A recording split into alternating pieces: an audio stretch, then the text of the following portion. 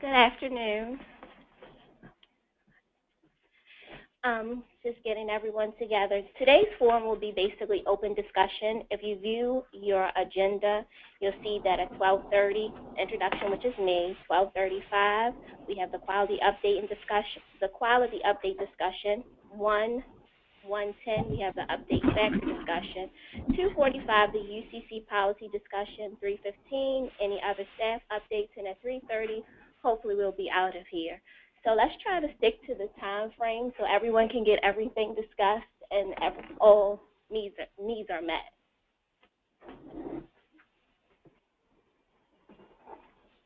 And do we have folks on the phone as well as here in the room? Yes, this is Mike Kern. I'm on back. Hi, Mike. Maybe we'll just make a quick trip around the room just to say who's here in the room. This is Donna Kinzer at HSCRC. Shula Girovich, HSCRC. Steve Ports, HSCRC. Bob Murray, representing Care First. John Hamper, Care First. Jim McGee, Transit Employees Health and Welfare Fund. Trisha Roddy, Medicaid. Paul Parker, Maryland Healthcare Commission. Kristen Puleo, Adventist Healthcare. Kim Repack, Western Maryland Health System. Mike Robbins, Maryland Hospital Association. Michelle Mahan, Frederick Regional Health System. Dion Joyce, HSCRC. Kate Grimm, HSCRC. Ellen Engwood, HSCRC. Jerry Smith, HSCRC.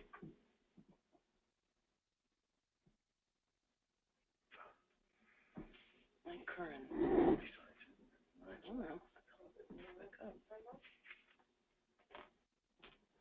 All right. Good afternoon, everyone. So as Dion mentioned, we kept the staff presentations to the minimum so we could have more time for discussions. On the quality update, we don't have any slides. I just want to give you an overview of the 3 recommendations we presented at the commission meeting this month. First, the aggregate at risk. This recommendation is summing up all the potential at risk in our 3 programs, MHAC, this is the Hospital Complications Program, Readmission Program, and the QBR. Staff recommendation, as we discussed in the previous meeting, was not to change those maximum at risk amounts and the rewards for this year. We've been increasing these amounts in the last couple of years, and staff thinks that they are appropriate given the progress we made in all the 3 programs. In general, the test we have on these numbers is we compare it to the Medicare programs. Our total is about 11% across all 3 programs, including shared savings and the other savings we have. The Medicare is at 6%. So Maryland is way ahead of the national potential at risk in terms of the quality and value-based purchasing. So I'm going to go through all of them because they are kind of related to each other, and if you have any questions or if you want me to go into detail, please let me know. The second one is the readmission incentive program. This program is, we have it for 2 years. This is the new program we implemented with the new all-payer model to incentivize hospitals to reduce their readmissions. As you all know, one of our quality targets is to reach the national average rate of readmission by the end of the 5th year. And first year, the commission decided to have additional incentives to reduce readmissions by providing bonuses to hospitals who achieve certain targets. And in the second year, we implemented penalties up to 2% if hospitals didn't meet this established statewide target. The discussions this year focused on whether we should have payment adjustments based on readmission rates themselves rather than looking at hospital improvement. When you look at the results of the second year, what you see is that the rewards are given mostly to a high readmission hospitals because they have more opportunity to have major reductions, and the hospitals who are receiving penalties are most of the time are hospitals with low readmission rates. What we've been discussing in the performance work group is how to create a scale where we could look at the readmission rate and also consider the socioeconomic adjustments if it's needed. The national debate is kind of ongoing whether you should adjust for socioeconomic factors in the quality measures. Some camp says you shouldn't adjust because that is building in the differential outcomes based on poverty, income, race, and others. So the quality measurement should not factor into the demographics of the patient and should stay with the clinical factors. The other camp is saying that if you don't adjust anything, then the safety net hospitals are penalized in a more in more cases because they have high readmission rates because of their patient population. So staff took the approach and just looked at first how much, if an issue, the socioeconomic adjustment, and the performance work group has evaluated, and staff is recommending not to do any adjustment because of we have improvement in the program. So when you adjust the rates, the impact of the changes in the rates is washed out because we have an improvement and an attainment. So hospitals who are receiving gains from economic adjustments are also gaining from the improvement without that adjustment. I didn't want to go into detail, but I can't stop myself. So basically, for your consideration, what staff is recommending is to add attainment this year for the program, which will reduce the penalties in the existing by $10 million. And when you look at Table 2, you'll see that our net quality adjustments for this year are slightly different from the draft recommendation because of that additional $10 million impact. The third policy is the PAU savings policy, which used to be called shared savings policy. The measurement changes here that, again, performance work group extensively discussed is adding a PQI measure to the reductions in addition to the readmissions that we already had in the program, and also increasing the net reductions from 0.2% to 0.65%, reflecting that we are in the third year of our demonstration, and some savings should be achieved through the care coordination activities that hospitals are providing. That was more than what I planned. Any questions or any detail that you want me to go through? And I did want to make one comment about the area deprivation evaluation. The readmissions are adjusted by APR-DRGs, and so as it turns out, the APR-DRGs capture a lot of the results of deprivation, which are things like high numbers of chronic conditions, et cetera. And so that's why when you add the deprivation calculation on top, the clinical risk adjustment that we're already doing is picking up an awful lot of that when we use APR-DRG. So that's that may not be the same case for another type of calculation. For example, if we're looking at uncompensated care or some other thing where we don't have APR-DRGs in the formula, we would come up with a different conclusion about its importance, but it wasn't showing up as a huge difference on top of the APR-DRGs because of the amount of severity adjustment that's already being picked up from chronic conditions. So anyway, I just wanted to add that small point in there. Thanks, Don. I have a couple of questions. Can you show me, and I don't need it right now, but after the meeting, examples of payment policies around the rest of the country where PQIs have been built into the payment policies as you're proposing for the next year? I understand the need to focus on that. I understand how they can be part of this definition of potentially avoidable utilization. But my understanding when ARC proposed those and wrote extensively about PQIs, that there was no recommendation that those could be designed or built into at least the hospital payment policy. So I'd appreciate it if you can at least point me to examples in the literature that I can go to understand how payment policies have been designed around PQIs. So we are innovating here, so I can go back. I think there are some provider measures that are developed based on the PQIs now through NQF. But our concept in this shared savings is we have global budgets that nobody else has in the state, right, in the nation. Right. And under the global budget, the savings policy was to ensure that some portion of those savings were transferred into the payers. Well, And if you agree that the PQI is potentially avoidable, and it's only 4% of the revenue right now, in addition to the readmissions, we think that we need to expand the PAU. It's only 12% that we estimate right now, and I think the other estimates are about 30% nationally when they look at the unnecessary care. So we acknowledge our PAU definition is narrow, yet we do think that the PQI is an important factor, not only because it's potentially avoidable, but also it's a population health measure that we are moving toward. right.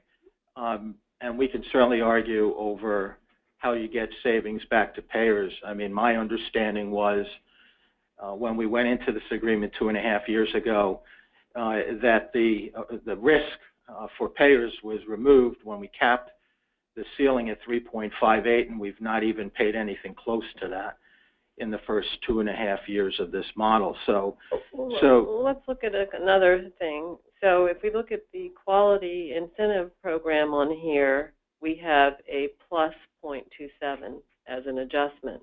And so one of the things that we had problems with before, and I wasn't here when this happened, but Medicare said, oh dear, you have quality programs and it's all coming out in the plus, and the national quality programs are all set up to be either revenue neutral or minus.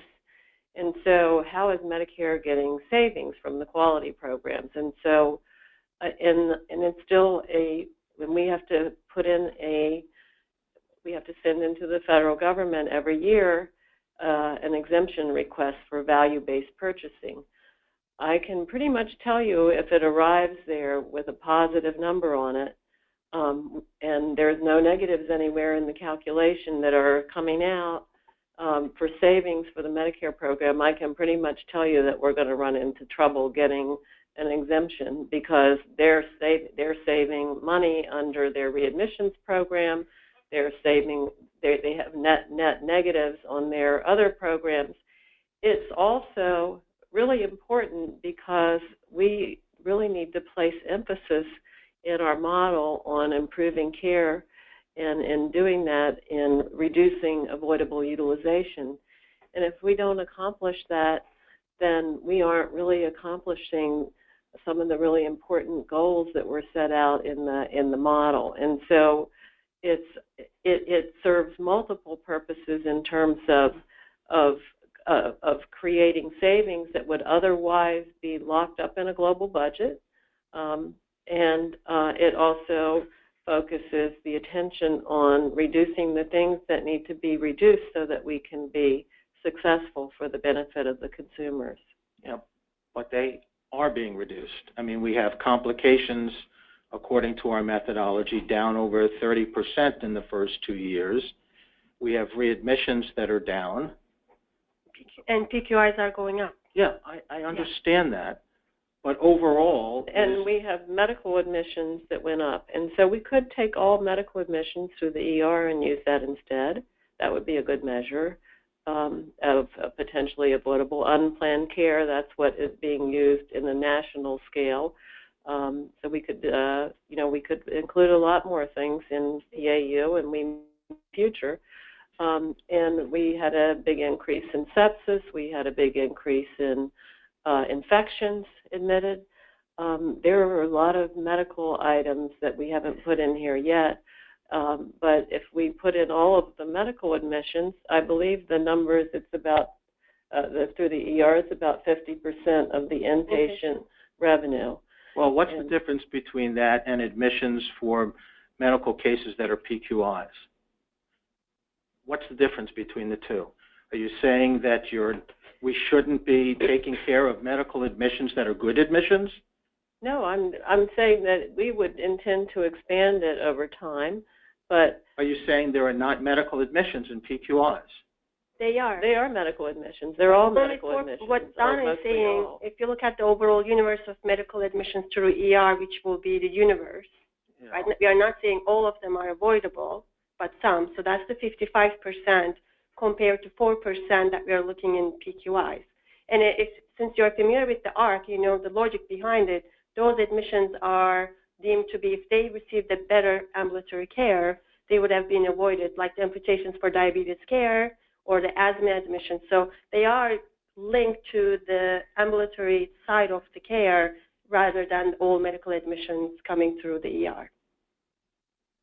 So if you would like us to show you policies, payment policies that have reductions in admissions as part of the payment policy, we can show you lots of them. So we'll be glad to do that. Well, again, I'm trying to see what I didn't, I'm saying when you made the general statement that you were going to, should maybe include medical admissions, I'm saying there's an overlap already.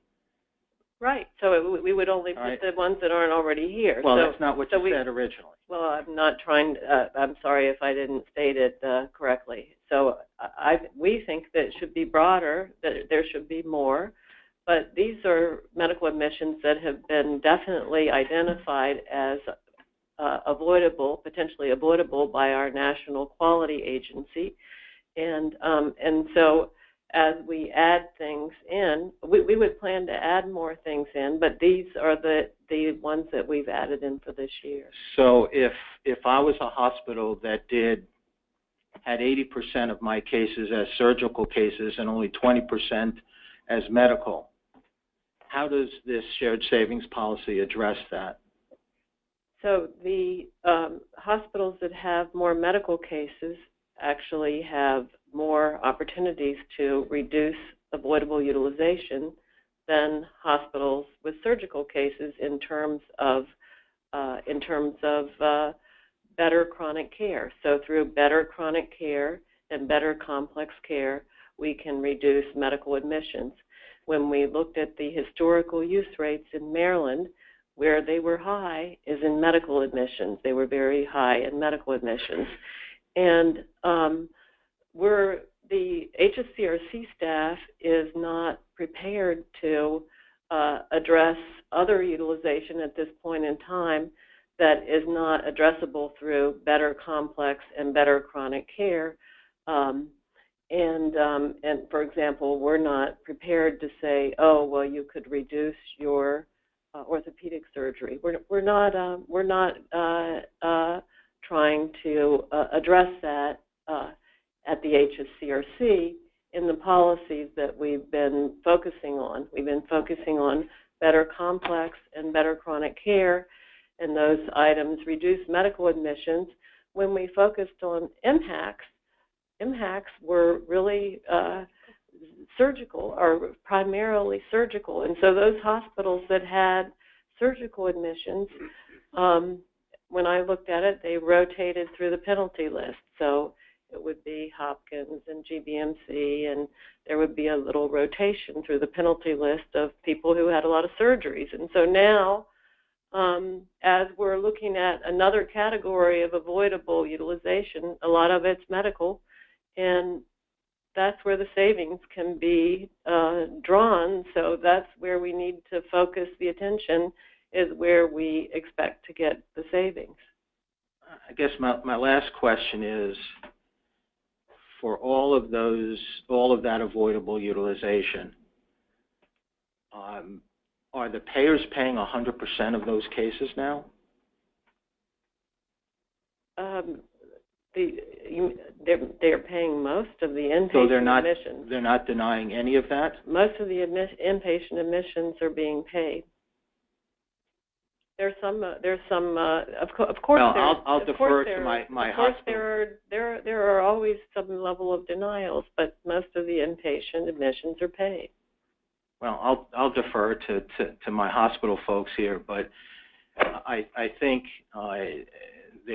I would suggest there's evidence that the payers are denying a number of those cases that they say are avoidable utilization, and so they're getting their savings twice, at least for those cases, once by denying it, and second through this shared savings policy.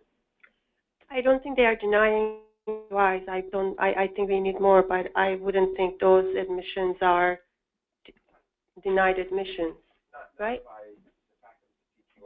Right.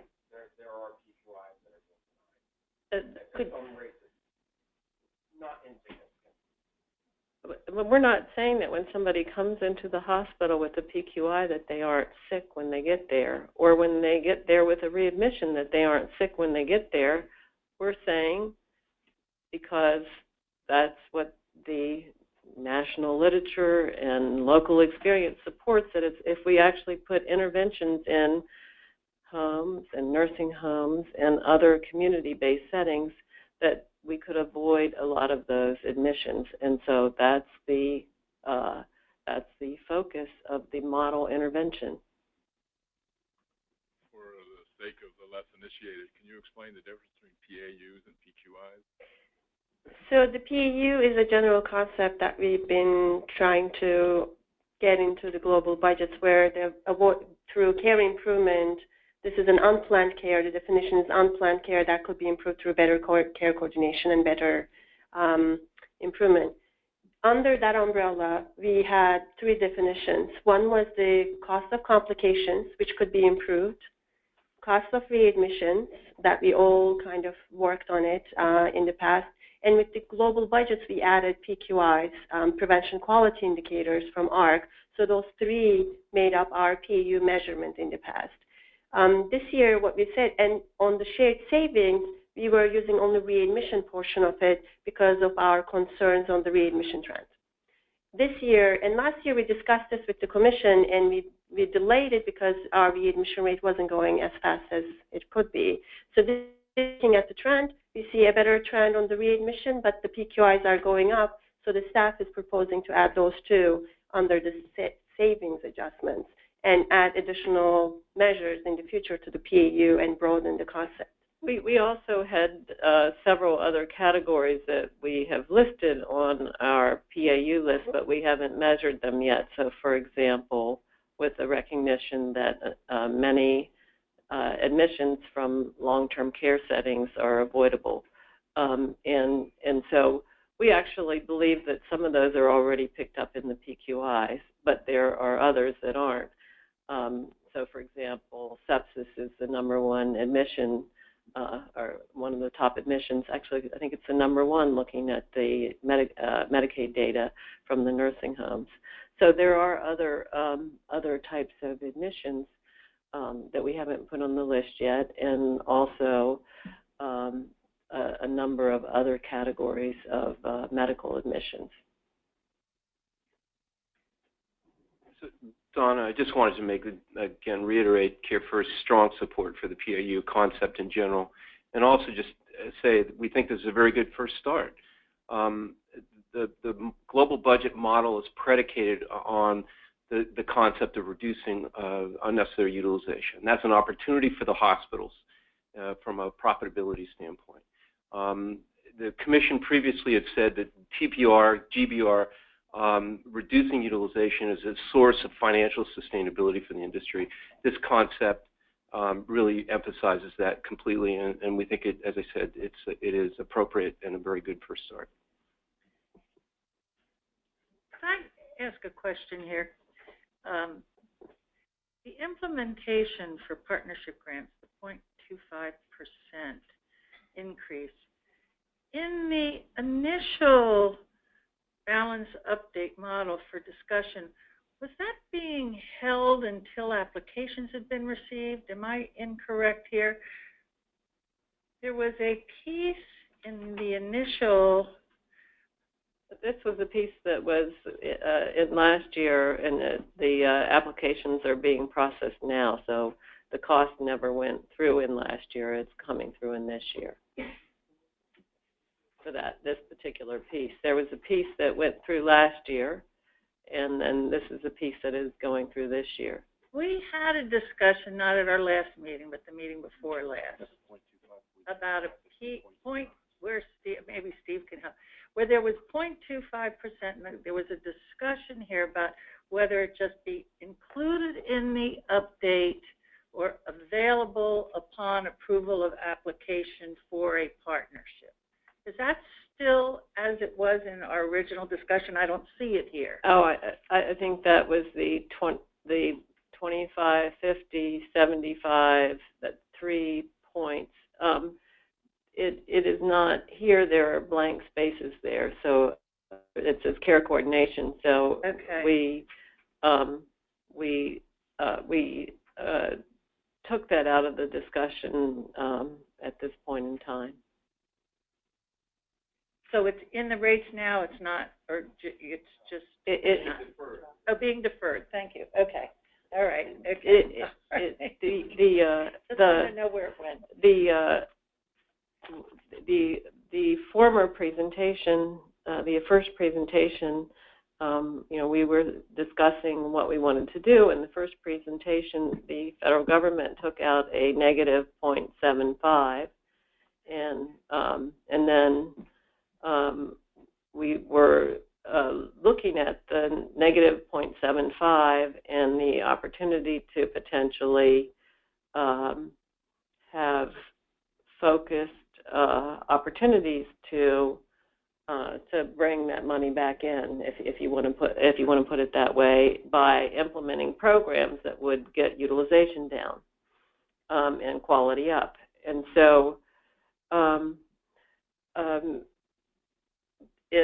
it caused a lot of consternation, and just to have a cleaner discussion of the update factor without that added level of confusion, et cetera, we took it out. We still are very interested in having the implementation of care coordination programs that will reduce avoidable utilization. There's been considerable funding already put in rates and more coming in. Thank you.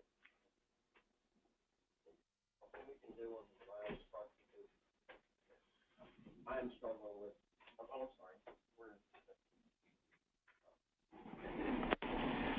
Is there something we can do on the denials front? Because I am struggling with, this concept of we're taking revenue out for PQIs and PAUs, and we have a global budget where we're capped, and then you've got medical necessity denials, or even to a certain degree authorization denials.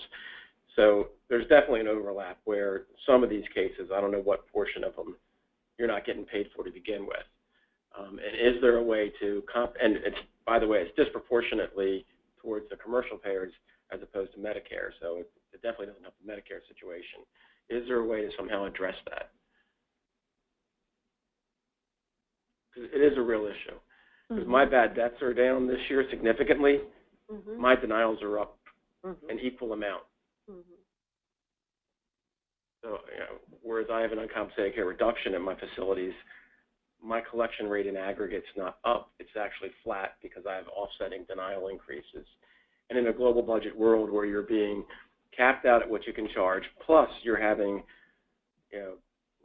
reimbursement taken away essentially because of care that is not necessary or, avoidable, it seems there should be some adjustment. We're seeing the same trend with bad debts being down by denials going up by an approximately equivalent amount. It's multiple seven figures. It's not small numbers. It's pretty big numbers.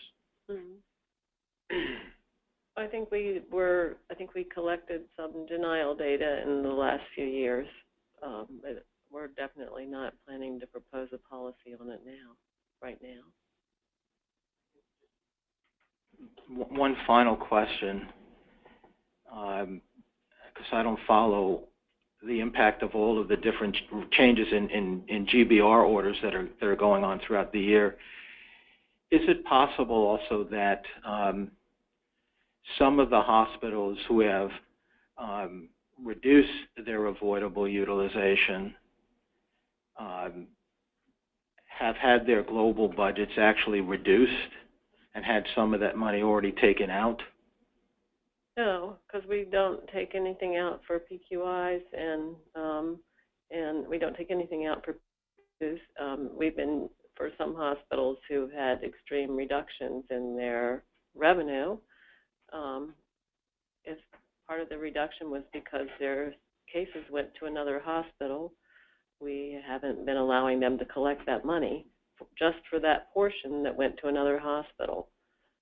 So if they have to ask for corridor relief and their cases have gone, their non-PAU cases have gone to another hospital, then we're taking the money out concurrently so that we're not allowing people to collect over a corridor when it's because, for the portion of the change that is because their patients went to another hospital. We let them collect the rest of it. Yeah. But the amount that was because it went to another hospital, now we're not allowing them to collect money when the patient went to another hospital. Okay. I just want to confirm that the only adjustments where a hospital was not allowed to generate their full global budget was for a market shift. We have one other one where we have held the corridor, and they won't be double hit because it's inside of their corridor holding. We have one hospital who has a corridor held because their rates got too high, and so in that particular case, they won't have a problem with the issue because it won't affect their revenue whatsoever. Well, I'm not clear on that. So how do you apply the shared savings policy to that hospital? Wouldn't it be applied to their amended global budget? What I'm saying is that if you subtracted the shared savings out of their global budget, it won't affect the amount of money they're collecting because they're not collecting the amount that they're able to collect because of the corridor is below that. So there's no potential of double counting for that hospital.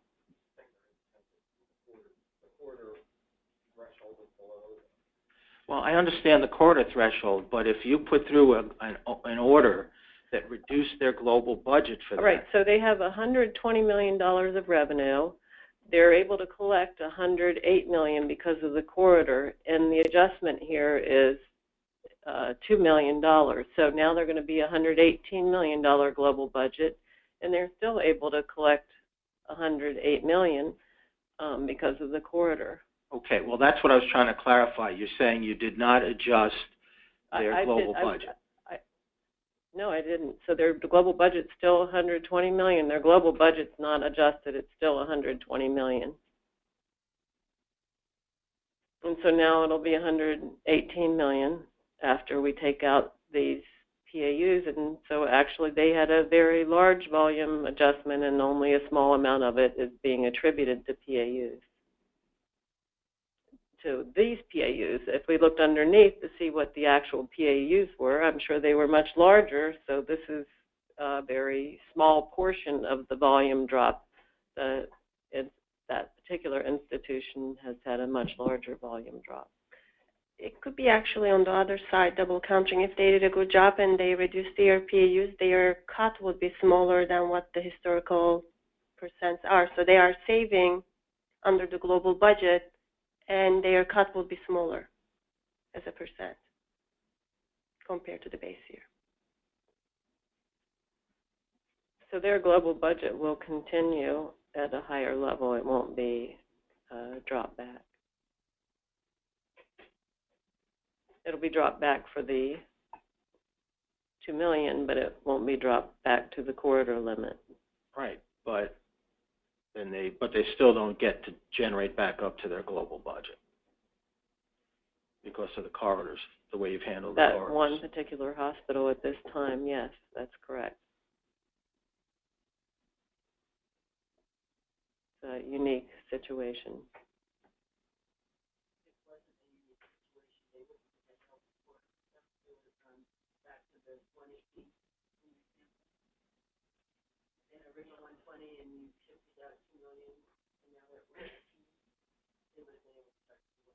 We do have an issue when we get to a 10% volume reduction where we have to have a conversation. That's always been the case. Michelle, if you could turn your microphone. In an example where it wasn't an extreme volume drop, but it was still, say, a market share shift, then use the example of 120 on the GBR limit and you shift out $2 million, then And you're down to 118. Well, 118, yeah. Right. Okay. So we're treating everybody exactly as much as possible. We're releasing corridors, and less volumes have been shifted.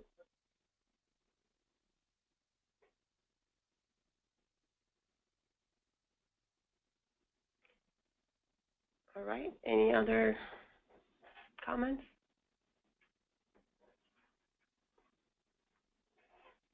We'll move to the updates back for discussion.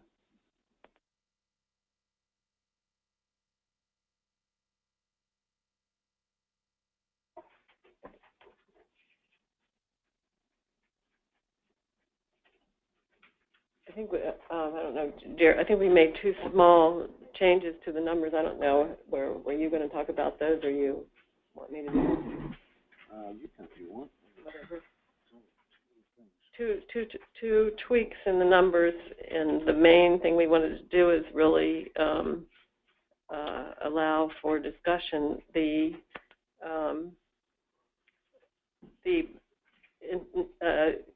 quality adjustment number was, and we netted the negatives and the positives to make it easier to see what was going on, was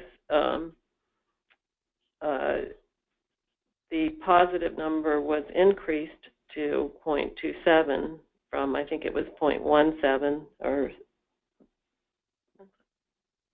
anyway, the 0.27 was increased for the $10 million that was taken out of the readmissions negative adjustment. So now the amount of positive impact on hospital rates of the quality adjustments was increased to reflect that to the 0.27.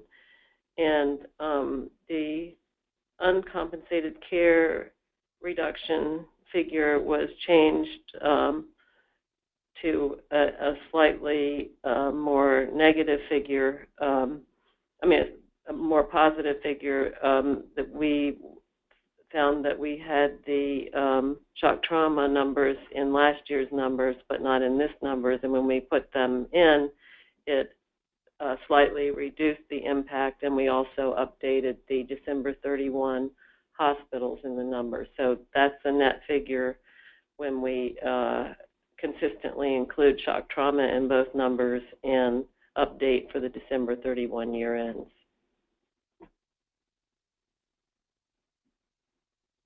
If anybody else finds any discrepancies, please let us know. So I think we were going to really open it up for discussion, and for MHA had some materials that they wanted to present. And I don't know if there are others here, but Mike, did you want to talk about the MHA materials? Sure, and I'll start with the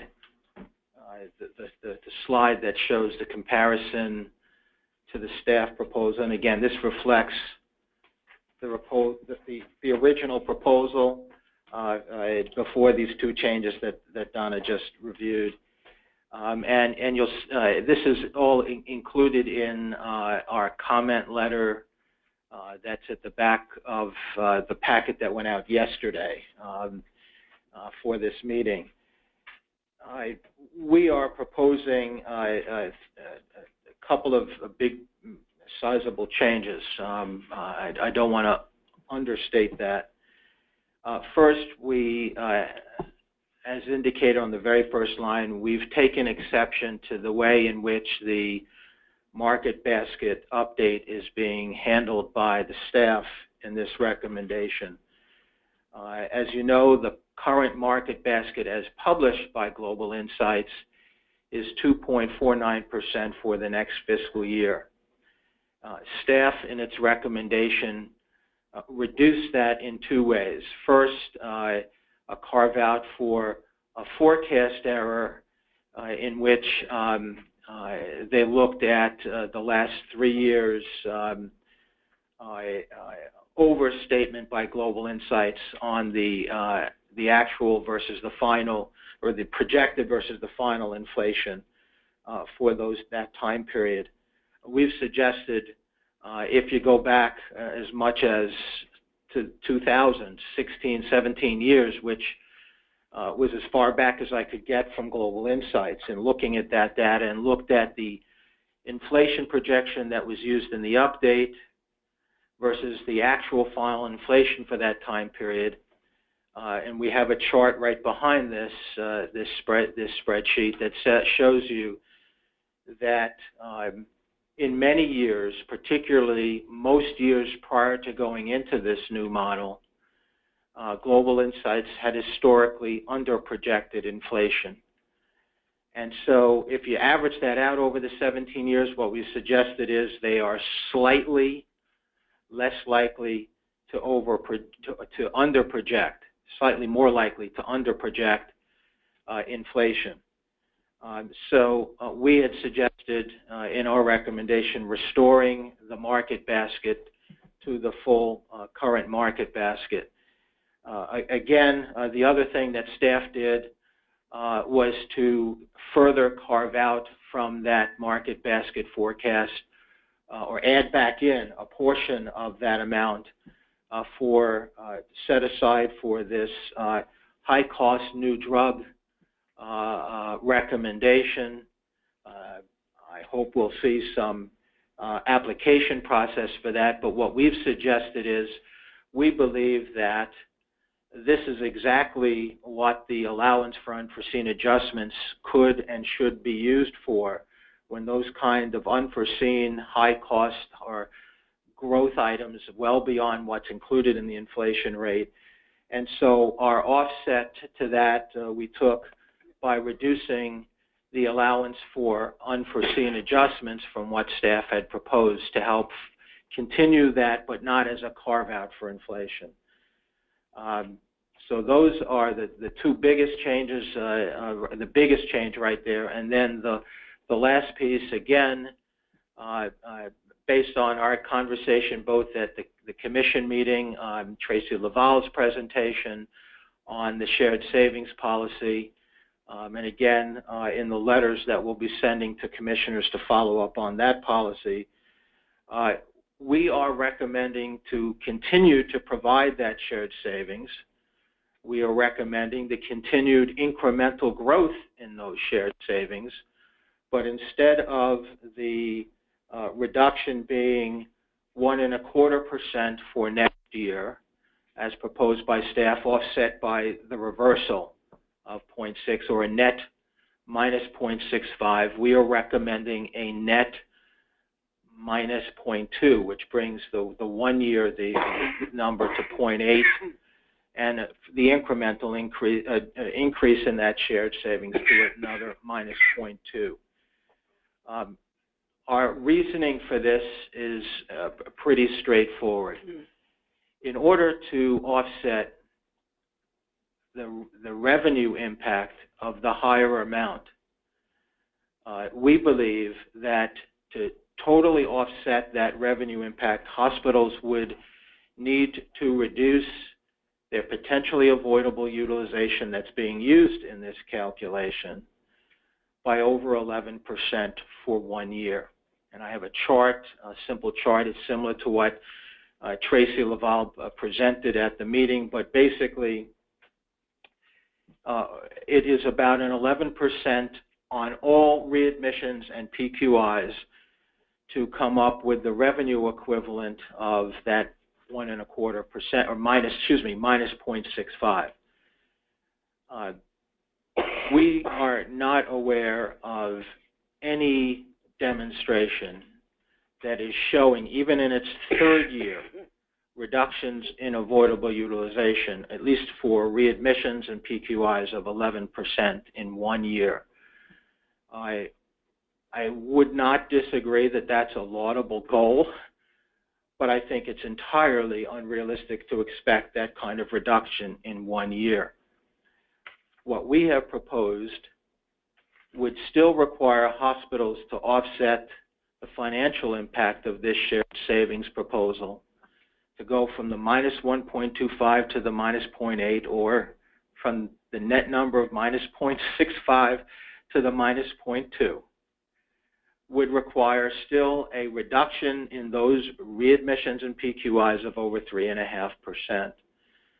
That is actually higher than the reductions we've seen in the first 2 years of this waiver. So again, we're still, supporting the concept of providing the shared savings, providing the incentive for reducing avoidable utilization, but in what we believe is a much more realistic target that our hospitals should be expected to get to offset the financial impact. If they don't, they lose. It's pretty straightforward.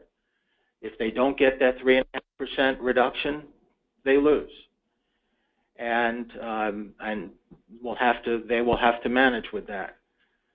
So that is some substance of our recommendation on the proposal itself. The bottom line is, and again, this is based on the original staff recommendation that had, after the uncompensated care and assessments, the target of, the per capita spending of 1.49%. It makes the hospital recommendation 2.60. Following that, we have a couple of slides that get into the issue discussed at length at last week's commission meeting regarding the affordability of this additional amount within the model that the commission has been using to provide for at least 0.5% savings off of the national Medicare growth rate. That is the third chart in what we provided you. Staff had two scenarios in their proposal. I believe they indicated the second proposal was one that they were generally more comfortable with. And so they were talking about, as you see, estimated national Medicare growth of 1.75, savings for hospital savings of minus 0.5, and saying that then that would give you a net Medicare growth in Maryland of 1.25%. And then if you've been reading through all the materials, you've already seen about this difference statistic. Essentially, the difference between the all-payer spending growth per capita and the Medicare spending per beneficiary. The way you convert that is by multiplying the Medicare spending, increasing it, multiplying it by this so-called difference statistic to convert it to an all-payer number. In the staff proposal, they are using a different statistic, the difference between the Medicare spending rate and the all-payer spending rate of 0.89%. That would allow a per capita growth rate of 2.15%.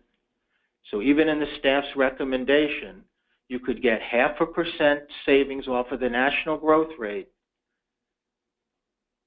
and still do an increase of 2.15% per capita.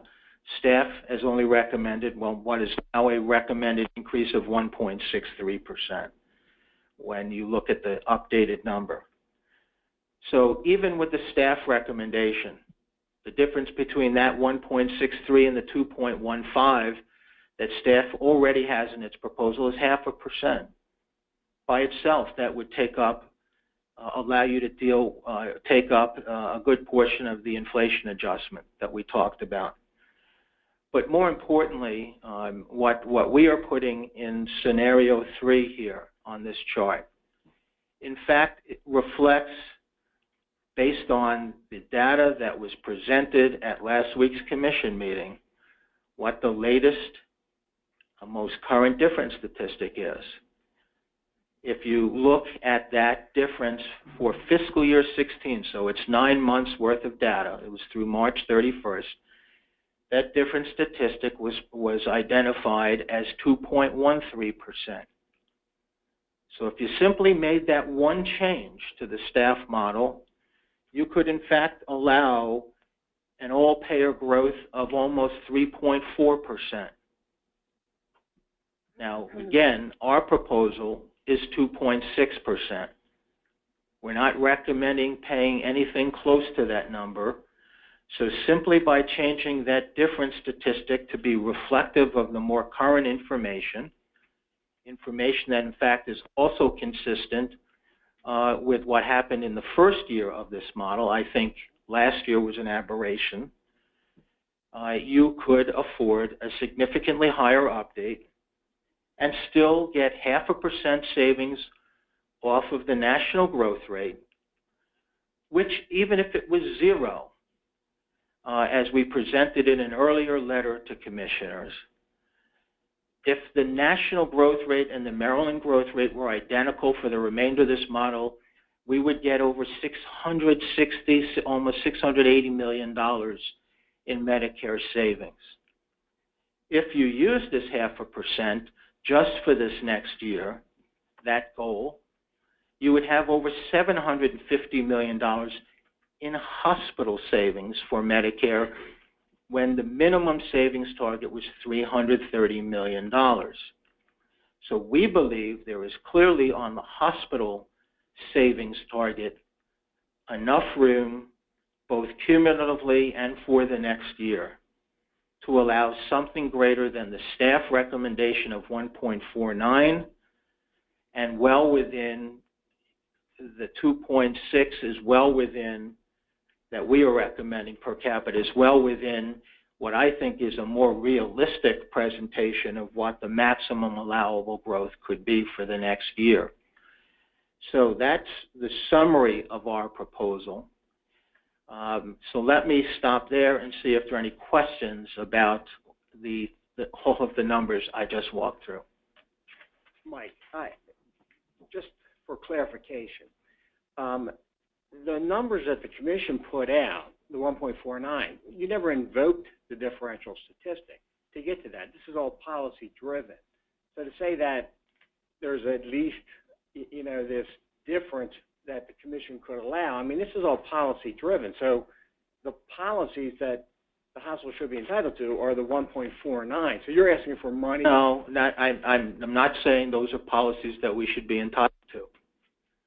What I'm saying is that if you did a correct inflation adjustment and a more reasonable and actionable shared savings proposal, you would end up with the 2.60% per capita that we recommended, that we're recommending. I understand what you're saying, but what you said was even the commission, under what they allowed, they could have gone higher because we have this using the differential statistic.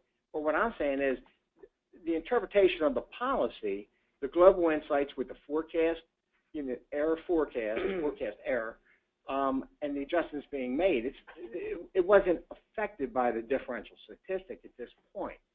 So this wasn't reduced because of the change in the differential statistic. Then why would you need to do for the first time in 3 years, when you already had evidence in the last 2 years that there was, for a 1 or 2 year period, a forecast error? Why would you all of a sudden adopt it? If no other reason than you're trying to get well below this number. You have to have it. You're trying to provide a better estimate of what inflation is expected to be over the next year. And in the past, we have used a 3-year average, not a 17-year average, to make an adjustment to the overall inflation number to try to do exactly this thing, is provide a better estimate of what we expect inflation to be over the next year. That's why we didn't do it the last 2 years. We provided full inflation. We're not asking that we go back and take any of that money back. That money's been given. All we're saying now is, for this next year, we like to provide, at least to start out with, try to come up with a better estimate of what we anticipate inflation to be for the next year. Yeah, and we've taken a 3-year average. And next year, if it goes the other way, I would anticipate us using, again, the 3-year average that would include the number going the opposite way and start making that adjustment. Well, first of all, I've only been here 7 years, but I can tell you in my 7 years, this is the first time we've done that. Okay. All right? All right. David? But Now, I know there's lots of people around this table that have been here and can tell you that we have done this in the past. So. I only have a good memory, and I'm not playing games. I'm drawing lines.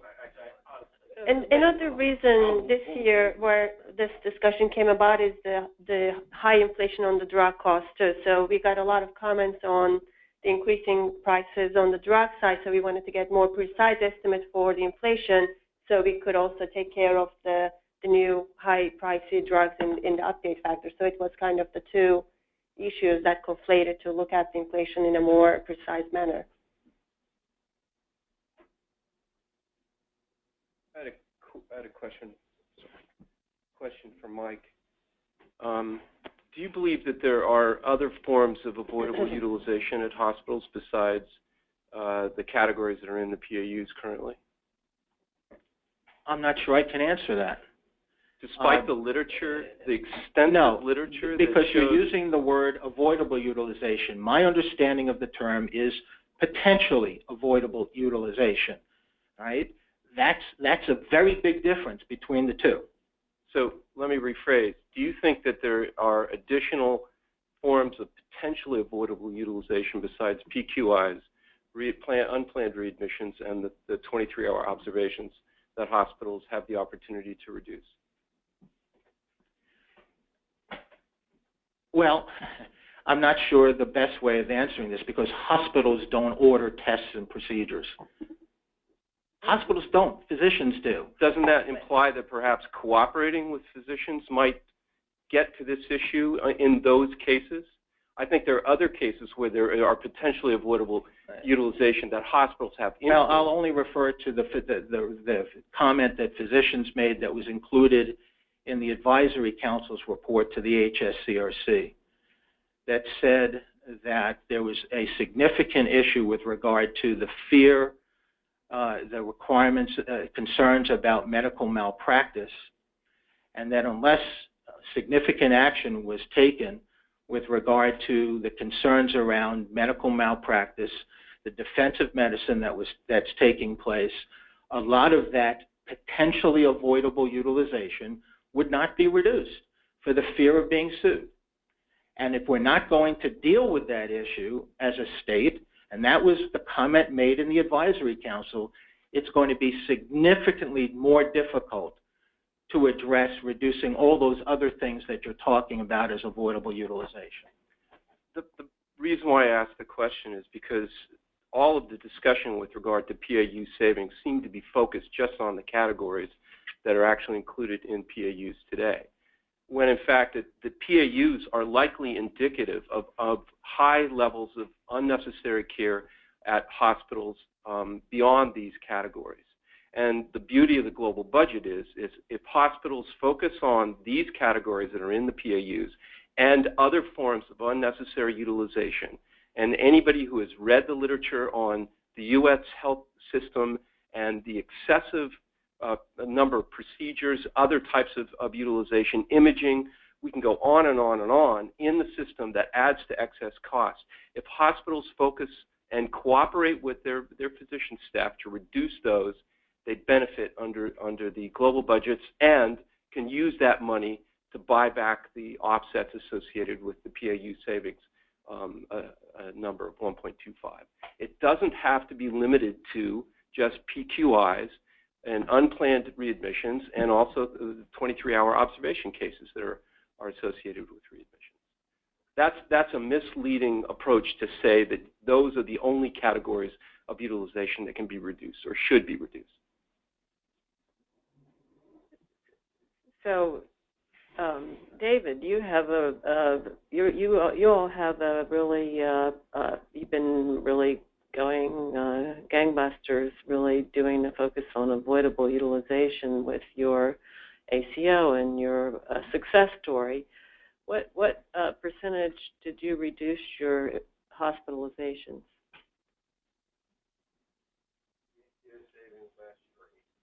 Could you do your mics? Oh, sorry. The ACO savings that we talked about, preliminary data, were 8%. And I believe that's probably the highest out there. And I guess I've seen some of GBMC's really wonderful work with avoidable utilization, and they've been doing a really great job of getting down their avoidable utilization. But even at that level, we're not at 11%, Donna. 11% of 11. If you're at 8% of total, you're at you're way. This is a 0.6. You're right. So you're 10 times this number. Not 10. This is a 0.6 Overall. increase from this point in the past. So if you have an 8% decrease, and we had a 0.6% decrease, then in 1 year, you 10 times the number that we took here. So I'm. There are a lot of dynamics going too, because we haven't had a chance to meet because I believe you put a lot of good work into it too, didn't you? Right, but I believe also a lot of the reductions are getting caught up in things like market share adjustments, so you're not seeing the benefit of it. And we haven't had a chance to meet and talk about that. So you've got a lot of moving parts in the system right now that buck up against each other. But you had an 8% decrease in 1 year. Yes. Congratulations, David. You need to show everybody else how to do this. What's that? There's a lot. Some of that went to another hospital, and that's going to come to a market share. Correct. If my analysis is correct, part of our savings will be given up to a market share adjustment. But your ACO is all admissions, no? It's not only to Sinai. Doesn't your ACO measure 8%? Well, it's Northwest and Sinai, and about 75% of the hospital care is provided by Northwest and Sinai. Right. There's a little bit that other hospitals are providing, but it's a small portion of it. So anyway, the point is that you were able to get the numbers down by 8% in 1 year. So congratulations, and there's a number. I feel like I'm a victim here.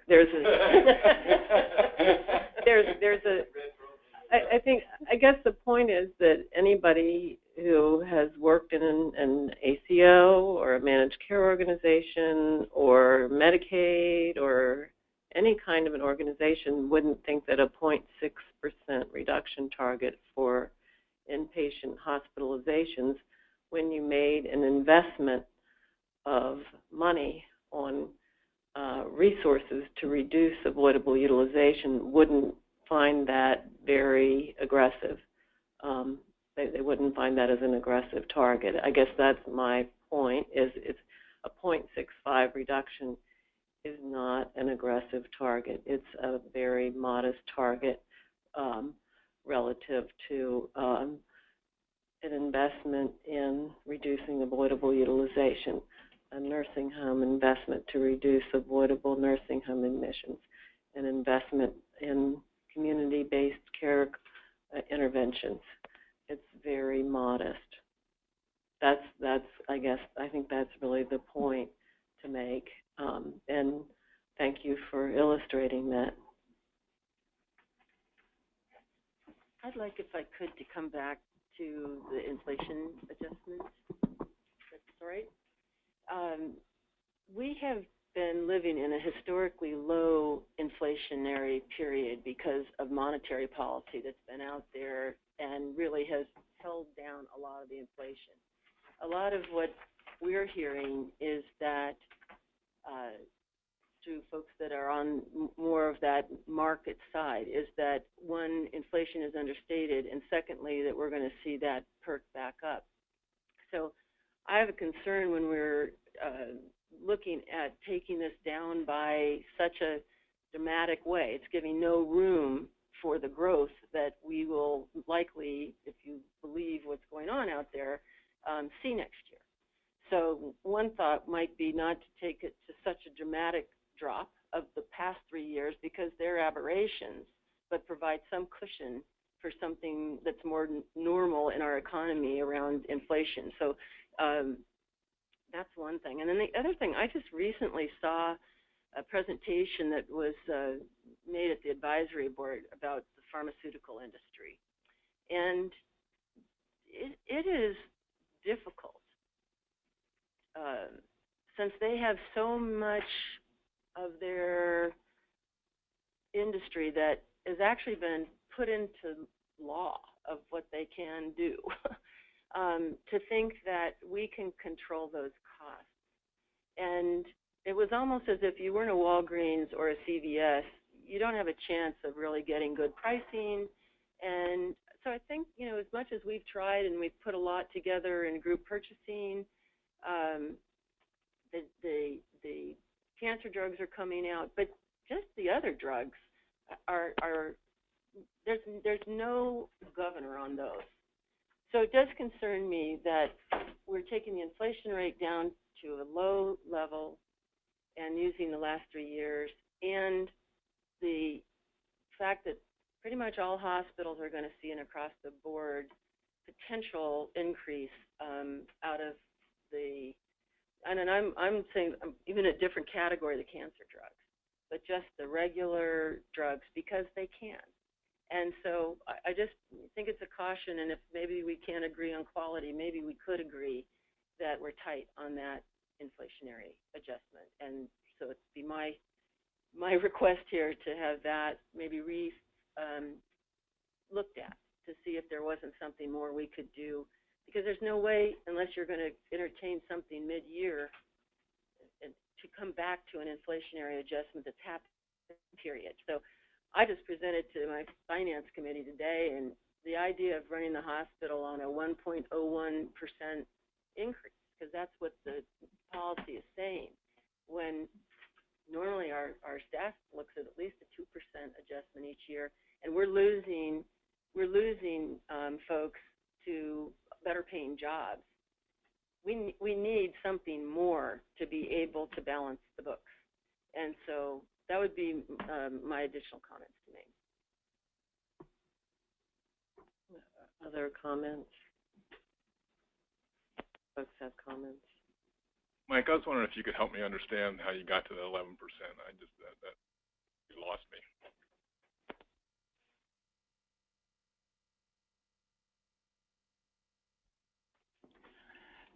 What we did was we took the average charge for PQI from calendar 15 data of the Commission. Remember, this is all payer, not just Medicare. For PQIs, the average charge was $10,651. For readmissions, the average charge, $15,277. Combined, the average is just under $13,961. So if you look at what that 0.65 is,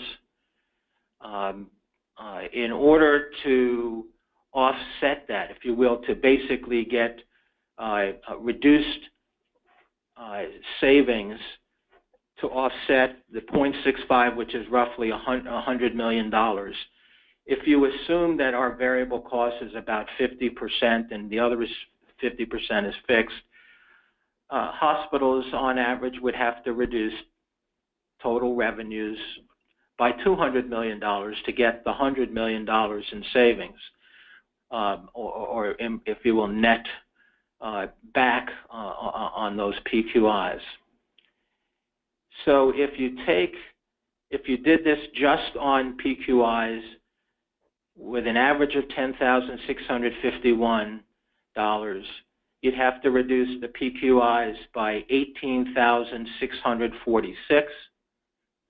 The actual PQIs, including observation, in calendar 15, PQIs in calendar 15 was 77,654 cases,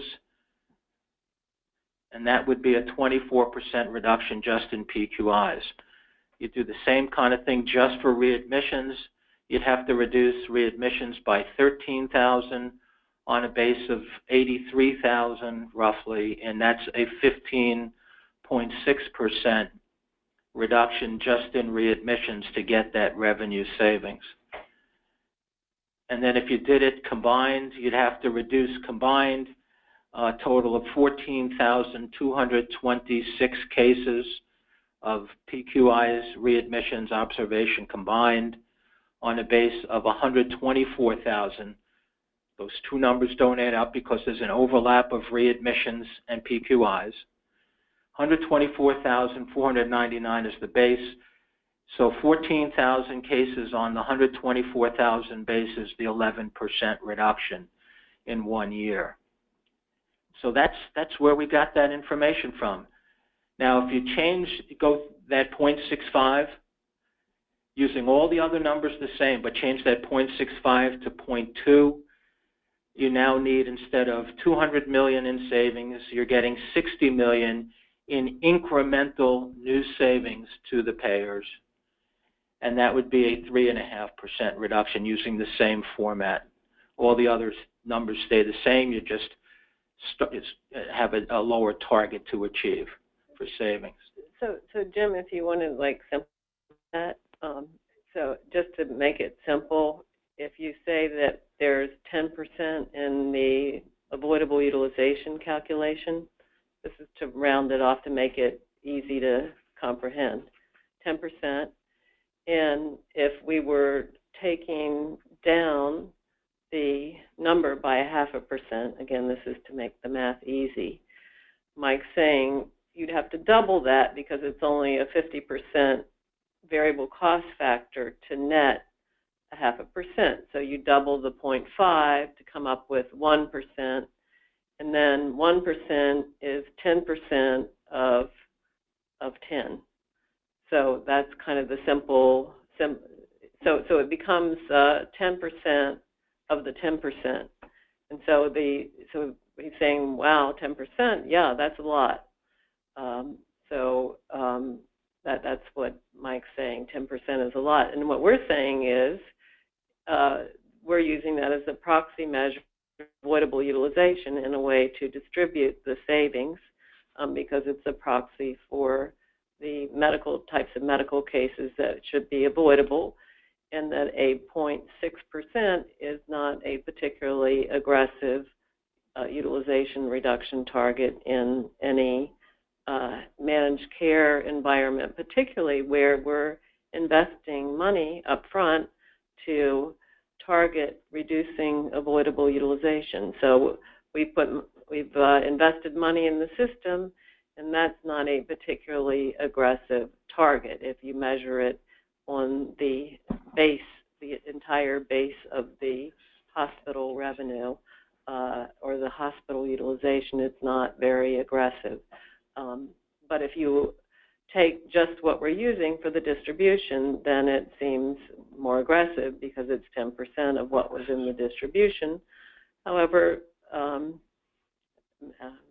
David Krajewski and many others who have run successful programs will illustrate time and again that is quite more than possible. I think even the Care First Medical Home Program has reduced admissions 5% a year for 4 years, and so that is not 20% of total utilization, because that's only inpatient utilization. But that's just an example of what we're talking about. And just very quickly back to sorry to interrupt, but it's not only PQIs and readmissions that are avoidable. And it's like saying in baseball, we're going to have focus on hitting triples. Okay, we want to put an extra incentive on hitting triples, and then people saying, "Oh boy, triples are hard to hit. They're not as many triples as other types of hits to score runs." But we're not focusing on triples. We just want the hospitals to score runs. They can hit singles, doubles, they can hit triples, they can hit home runs. There's a multitude of additional things they can do to achieve the goal. It's not just a focus on triples.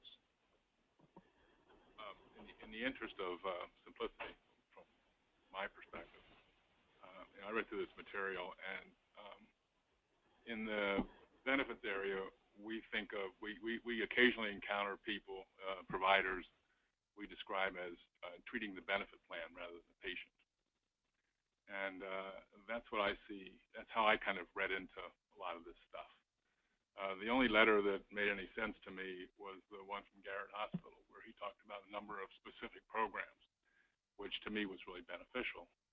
And to make that argument more compelling, I'd like to see some numbers attached to that, because that's what's missing in this whole discussion.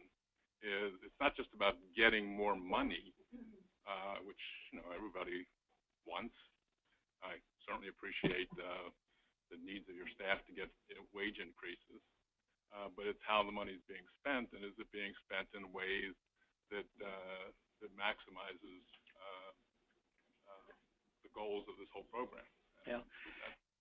And that's why, to your point, Jim, that's why we did indicate in our comment letter that we had asked all of our hospitals to send to the commission comment letters just like the one Garrett did. In fact, I think late last night, and you may have gotten this, Meritus Medical Center also sent in their letter. And to your point, in their letter, they did specifically itemize the kinds of reductions that they felt they had seen as a result of their care transformation efforts, reduction in emergency room visits and other and other utilization information focused on the patients with these high chronic needs. So you'll see more of those coming in between now and the time of the commission's meeting, so you should get more of that information, Jim.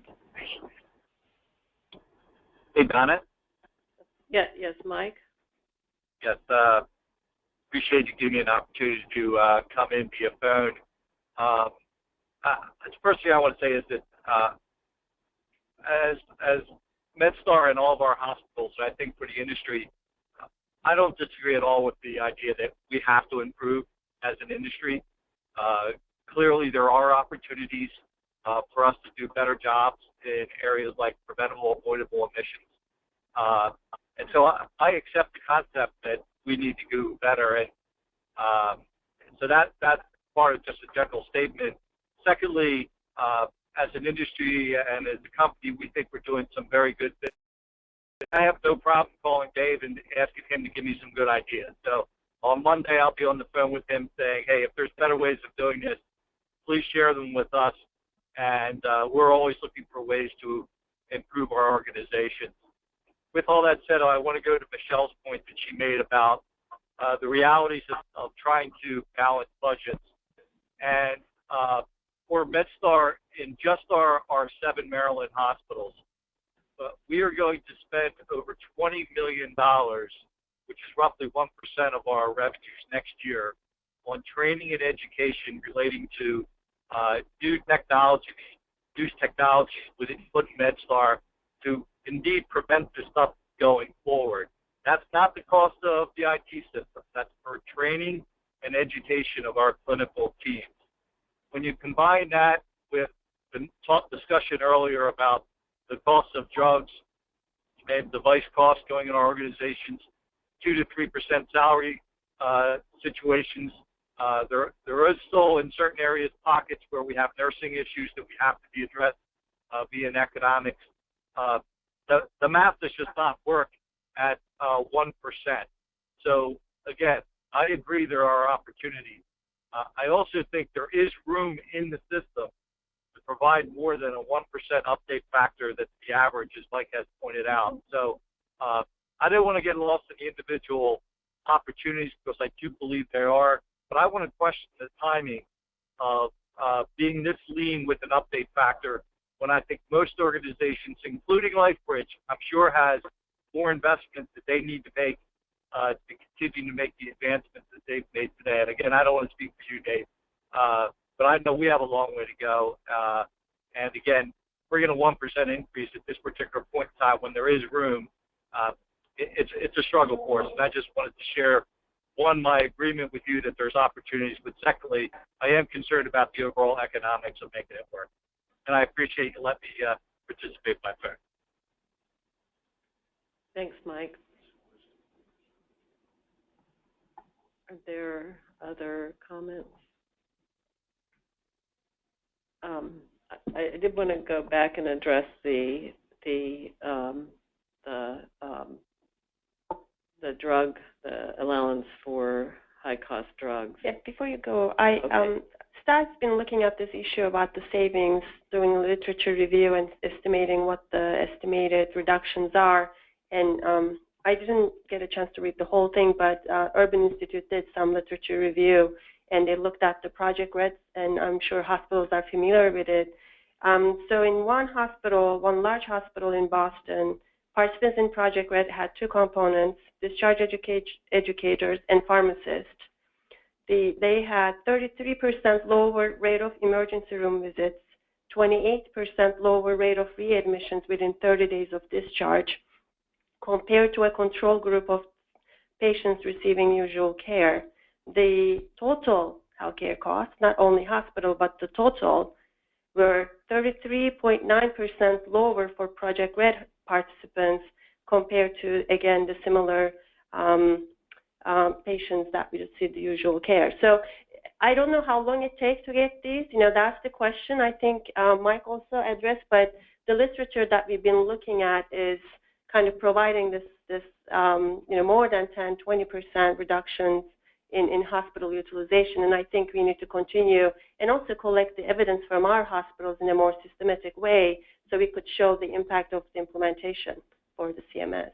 Did those numbers include the cost of the program? Is it a net savings or in reductions, or it's just quoting reduction in utilization of ER, but it doesn't say how much they invested in the program? Right, but they are comparing to the control group so it's not like just the reductions, it's compared to another group who has a utilization. But there's a cost to do whatever the intervention was, and there should be, that's... Right. Right, this is not ROI, you're right. If you looked at these figures, there's no ROI here relative to the amount of money that's been provided versus the savings that are here. It's not an ROI. Okay. It's not a net savings that's being shown here.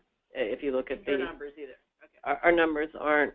If you take the money that was put into rates and you subtract out this, it's not a net savings. Frederick has been doing Project Red style initiatives since before 2012.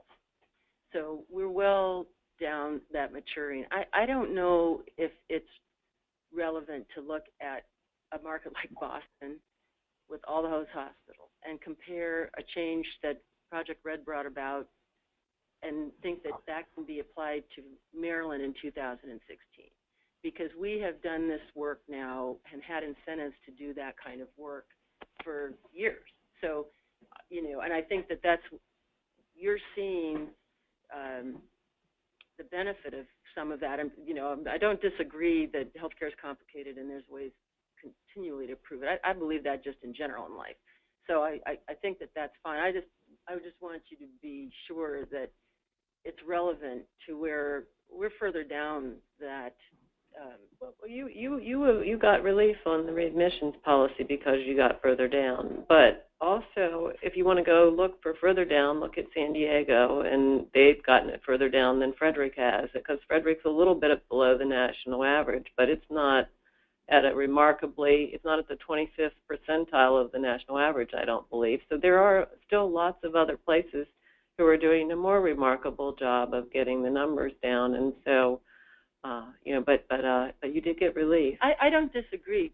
Sharp has really knocked. I used to work at Scripps, so I've got a good background of growing up in that area, and I know the work that went on. And not everybody, Scripps didn't keep the same pace in this current that Sharp has done, but it has taken years to get to that place, and it's taken a lot of different incentives that are there as well. It's just a different market. So. Again, I think we need to continue the investment. We all want to move the dot.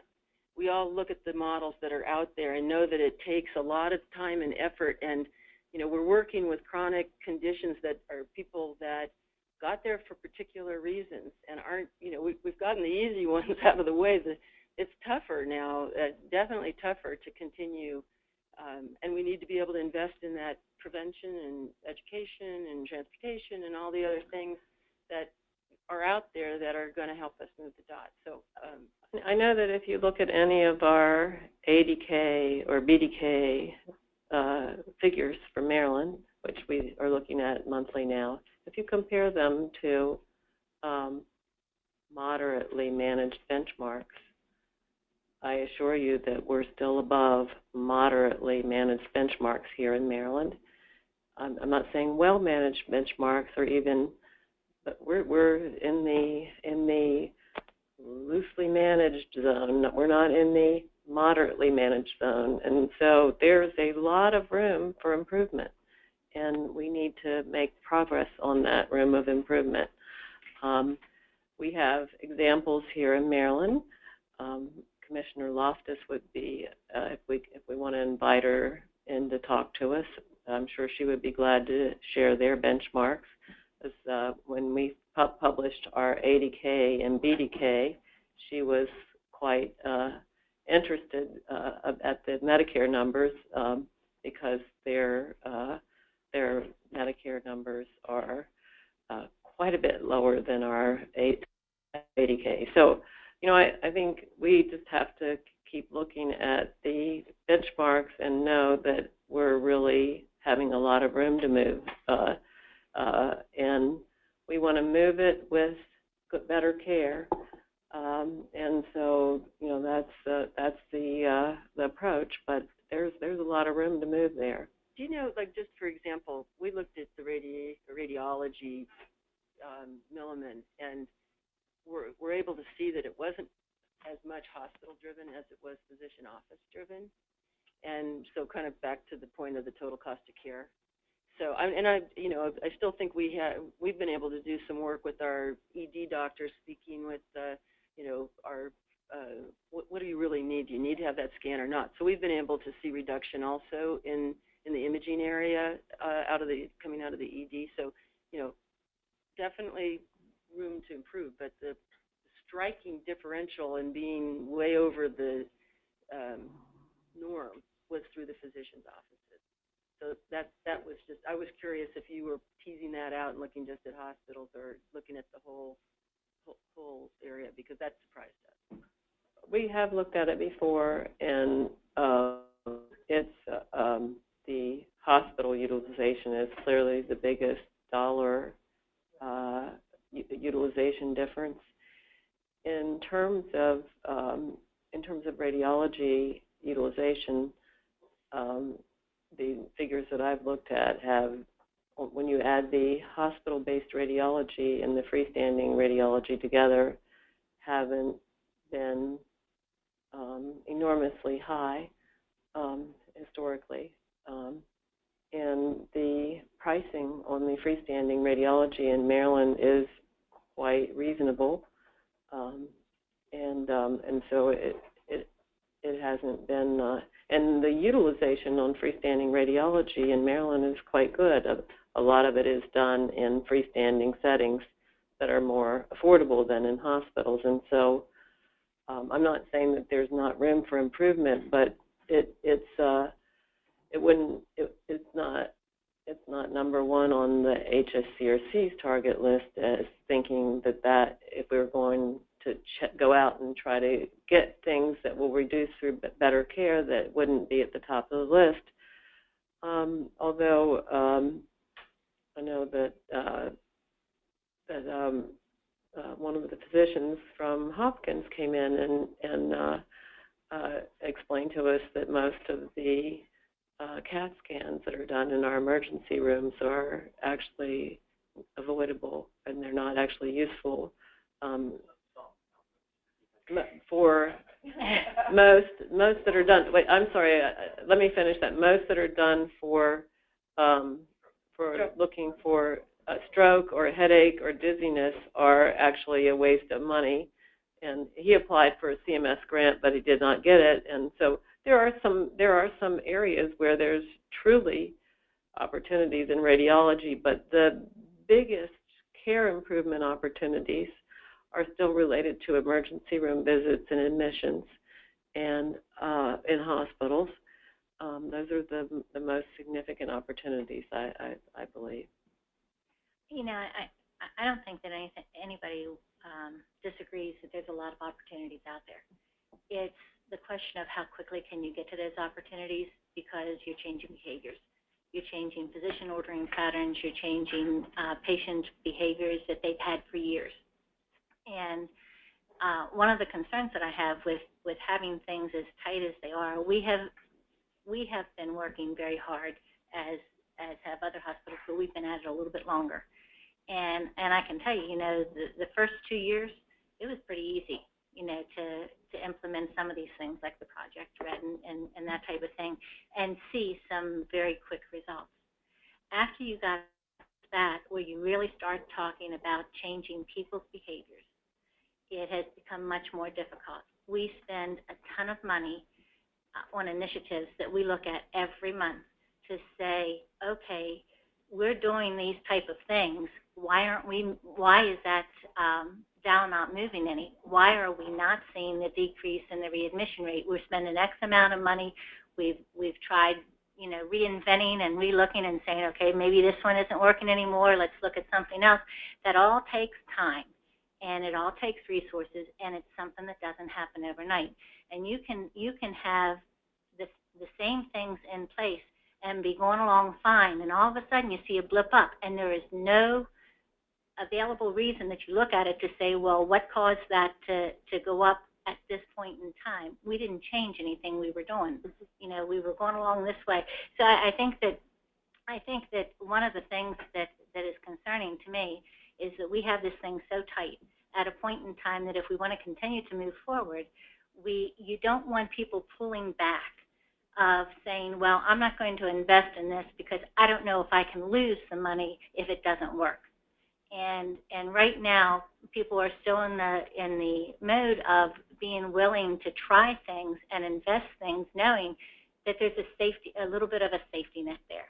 And if that's taken away, I think you're going to slow things down instead of speed them up. And that's a real concern that I have, because I know that we're with the drug cost and a lot of the costs that we've put in place for this, plus cost outside of that, it's just, there's a lot of pressures right now. And this is the worst year I've seen. I've been in healthcare for 36 years, and this is the worst year I've seen personally for us to move forward to try to make our budget this year.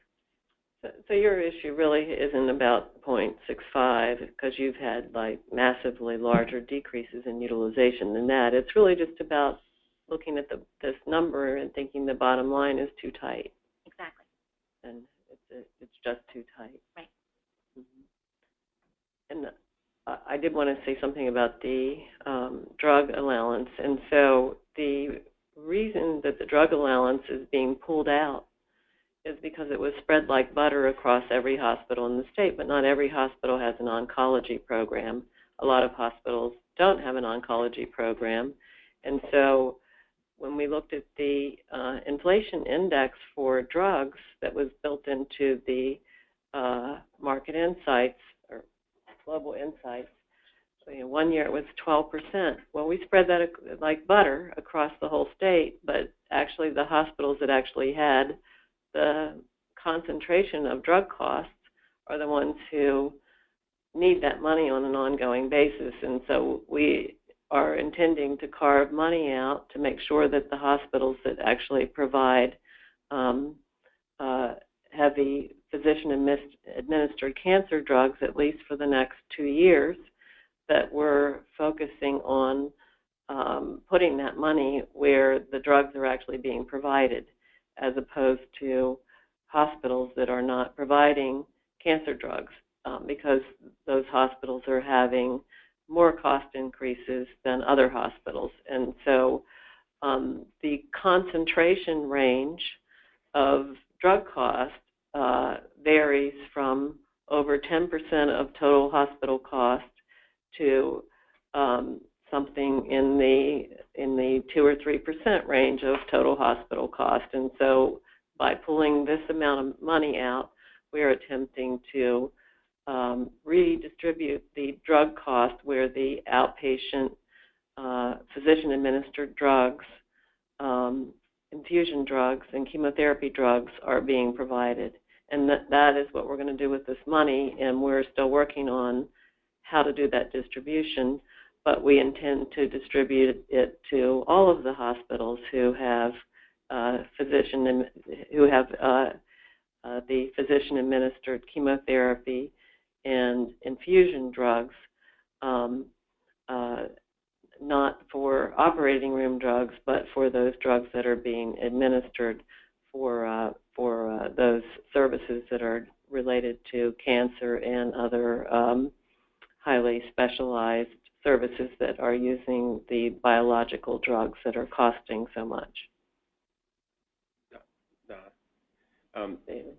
Thank you for all the credit on the reductions, but to the point that was just made, right now I'm forecasting negative cash flow next year.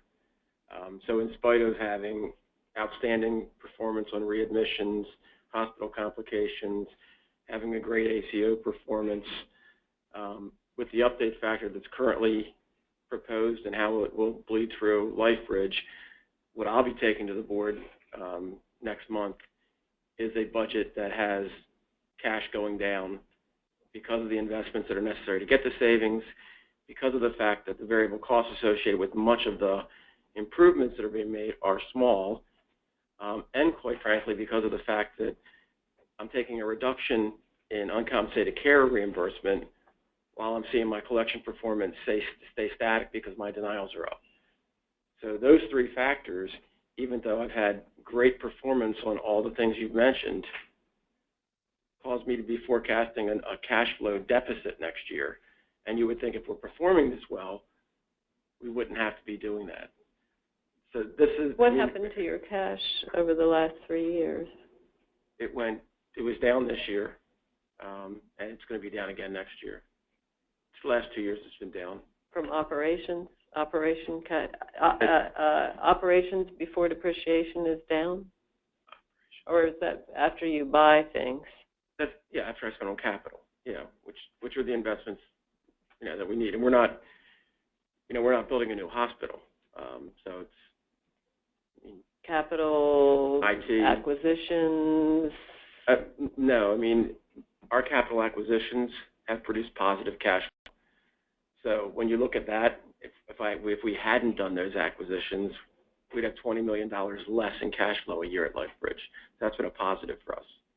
So that's not causing this to happen. What's causing it to happen is what I mentioned to you.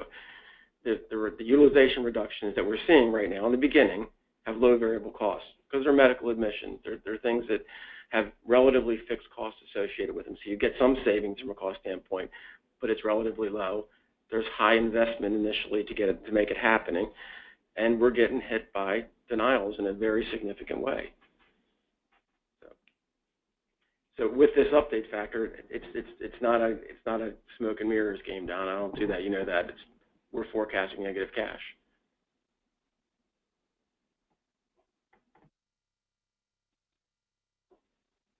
Okay. Other comments? Do we want to move on to the uncompensated care conversation? Maybe I'll start, and I think MHA is going to present. We had a draft recommendation this month, again, before the Commission for the UCC overall pool. Looking at the trends, we see a decline in the UCC as we expected due to ACA, and that pool number goes into that table too in the update factor, and the most recent updated number is 4.69 with shock trauma included, right, Kate? Right. But I think right now in the draft recommendation, you'll see the 4.7, which was based on the early run of the data. And then once we have that pool, before ACA, we used to use the historical number, and then there is some modeling down to distribute across the hospitals. With the ACA, we did prospective adjustments anticipating these declines, and this is the first year that we have a reliable historical number that staff believes is appropriate to use. And then the next question is, how do we allocate the funds inside the pool? And MHA has been critical in evaluating some options, and then Brett is going to talk about the progress that they made. So we are working with them to look at alternative ways of distributing that pool. With that, I think I'll turn it to Brett. Sure. Thanks, Shule. And for those on the phone, this is Brett McCone from the Maryland Hospital Association. There were just 2 slides in the materials. One just laid out the potential options, and the other just talked about some outstanding considerations.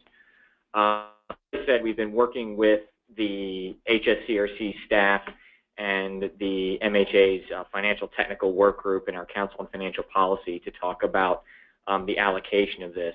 A couple things. One, what was critical is recommending this 50-50 blend, and we supported that as a guiding principle with 50% actual and 50% predicted or estimated uncompensated care to provide some target and some potential reward for good collection policies. So we appreciate that, and the fact that the 2015 number, as we have done in the past, will be the historic adjustment, and as they said, 4.69, we'll call it 4.7%. So the hospitals are working with HSCRC staff to recommend the predicted side of that blend, so working on the predicted or expected approach. And we've been doing this over the past month or two. I think we've narrowed this down to 4 potential options. One is a non-regression based option, and that is looking at an expected uncompensated care percentage by hospital. It's similar to the Maryland Hospital Acquired Condition Program, where you look at a defined for, in that case it's APRD or GSOI, a defined rate based on a hospital average. In this case, we would be looking at an all-hospital average for a particular geographic area, particular payer, particular patient type. So we were looking at that as a potential option.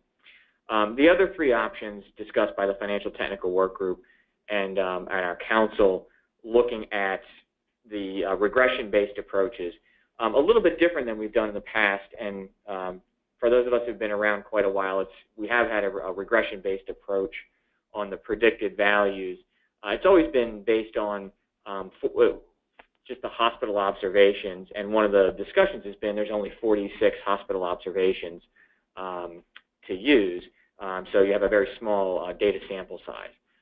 With the HSCRC staff's collection of the uncompensated care write-off data, that's at a claim level, so you can look at all of the different patient characteristics, and we're using a logistic regression to predict the uncompensated care. And really, we're looking at 3 different sets of variables. So one was just the area deprivation index, and that was mentioned before, a socioeconomic measure for geographic areas, coupled with payer. And as Shule has presented at the previous commission meetings, there's certainly a difference whether that's benefit design or, for example, self-pay, very high percentage of uncompensated care for self-pay patients, so using that as a predictor. The second one then just does the same thing but adds in patient type. We do see a correlation with the type of patient seen, if you will, service type, so whether it's an inpatient or an outpatient or an emergency room case. That does tend to be a function, I would say, for the commercial patients of benefit design and the write-off, and then also the collection on top of that. And then the last one, again, building on those 2, it's ADI payer, patient type, and then a separate variable for undocumented immigrants. And this was included in the UCC policy in the last 2 years, and we're looking at that, given that by definition that's a very hard population to document, no pun intended, but the collection rate on those patients is very low, if at all, and so another clear predictor. So we're looking at potential alternatives there, and we hope to finalize that work in the next week or so. Just a couple outstanding considerations. We are still working through the undocumented immigrant variable, trying to find what may be the best approach. Again, working with limited data that is available to predict that. The other 2 key considerations about out-of-state data. The area deprivation index hasn't been updated for out-of-state zip codes, and so we are looking at the impact of that and looking at, you know, the average, potentially a hospital average of cases with and without uncompensated care write-offs, and applying that to the out-of-state cases for those hospitals. And then secondly, and probably a larger adjustment may be needed to reflect out-of-state Medicaid payment differences that have been considered UCC. So with the exception of Washington, D.C., the border states, the Medicaid programs, do not pay HSCRC rates. And so that contractual amount has been included in uncompensated care, and the data outside of the state, you know, may require some adjustment. We're certainly seeing that with some of the border hospitals. There may need to be some adjustment there. And then the other, just looking at this ADI variable, there's some technical considerations about how to apply that given the data that's available. And then finally, and this is a global point, is that as we look at this, you know, I think the hospitals, our members and staff are trying to be pragmatic about the approach. But as we think about the policy as a whole, we've had a complete overhaul from the previous policy approach. And, you know, pretty cataclysmic changes in the last 2 years, both with mandated insurance expansion, you know, January 1st of 2014, the timing and the processes to catch up with that. So we're, you know, we only have 1 year of post-ACA really audited data to look at, and that is, you know, the backbone of hospitals' financial statements. So couple that with a new approach to determining variables with a patient-level data set, and we are really looking at a complete policy overhaul. The previous policy, that approach has been in place, I would say, at least for the last on or about 10 years. So, you know, as we think about this, you know, this is probably the biggest change in quite some time. So as we look at that, the hospitals are considering that, and you know, we have to do some reasonableness comparisons to what's the policy results are versus, you know, what actual uncompensated care is. So we're working through that, and we certainly appreciate the staff's help. And again, we hope to get through this to have a recommendation soon.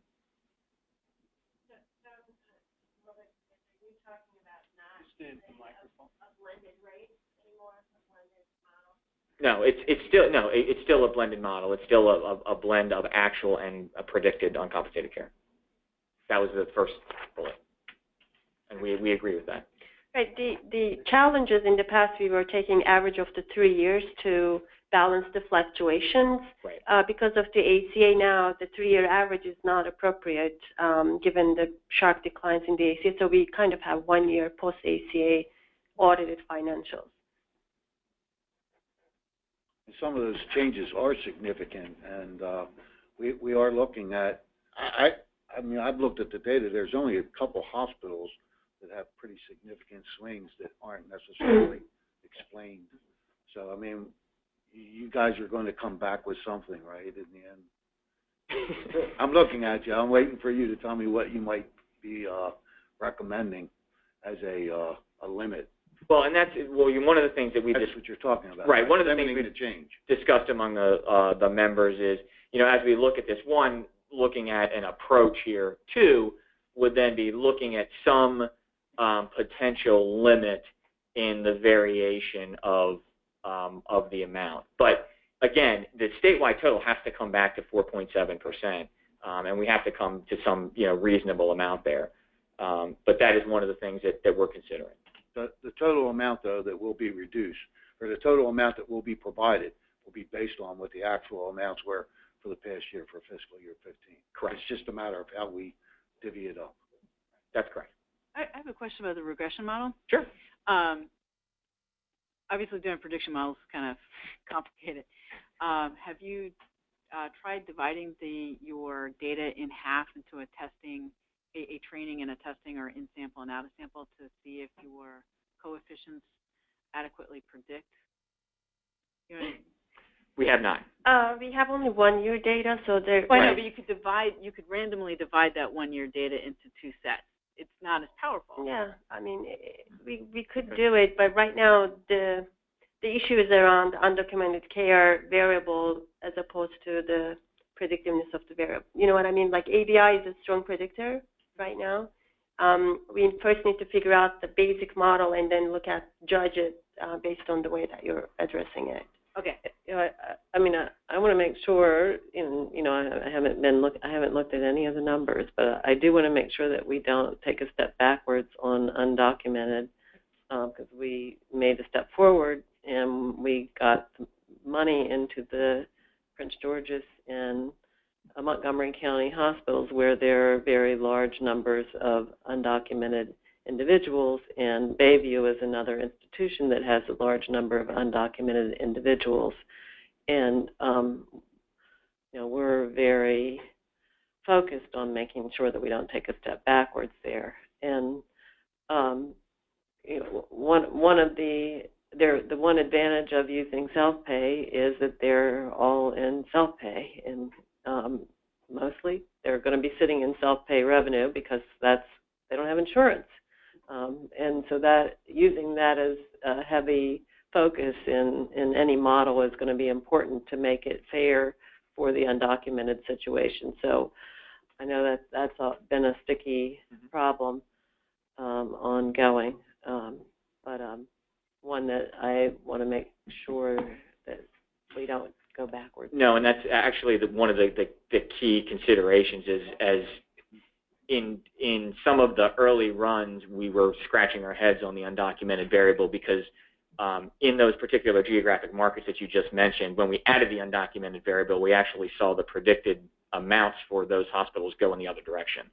So that's why we were scratching our heads on the undocumented variable and how it's applied.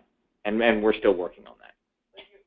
But now you're using the self-pay on an individual claim level. I haven't gotten into your mathematics, but that'll be the most important way to get that taken care of is by weighting that self-pay into the equation. So how do you factor those people, these high deductible plans that are, so people who have insurance but are basically in self-pay mode, where do they fall? Do they count as self-pay or as?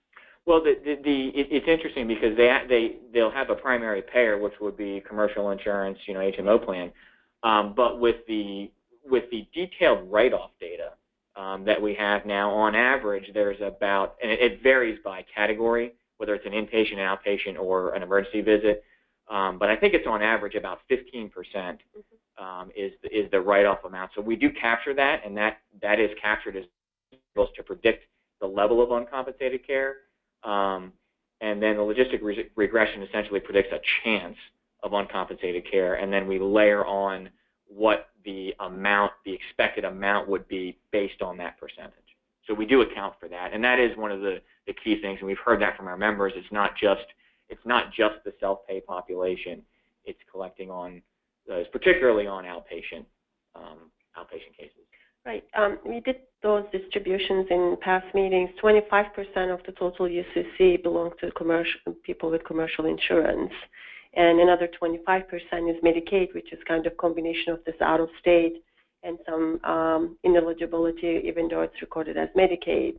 And then the self-pay is about 35%. So there is, when you think about the uncompensated care, it's not only on the self-pay, it is kind of distributed across the other payers as well. I mean, actually, and this gets back to the point that David raised about the denials. The commercial payer uncompensated care, because of the high deductible plans, commercial is about 40% of the revenue. Medicare is about 40% of the revenue, and the commercial patients are driving double the amount of uncompensated care as Medicare. And so in a time when we've gone through great efforts to reduce uncompensated care by enrolling more people in Medicaid and in federally subsidized commercial plans, the bad debts haven't gone down as much as they could have because of the employer plans increasing the deductibles. And so it is an ongoing policy concern of the commission staff that that burden is being shared by all payers when it's being generated by policy changes that are driven out of a particular payer type. And while the other payer type is enrolling more people and paying for them, the other payer type is increasing uncompensated care. And so it is an ongoing policy concern of the commission staff. And I know the commissioners too. We've have not proposed any policies at this point, but this is the first time we collected the data, and we can see the numbers, and we've tied it into the claims, and we have consistent patterns, so we have information that we didn't have in the past.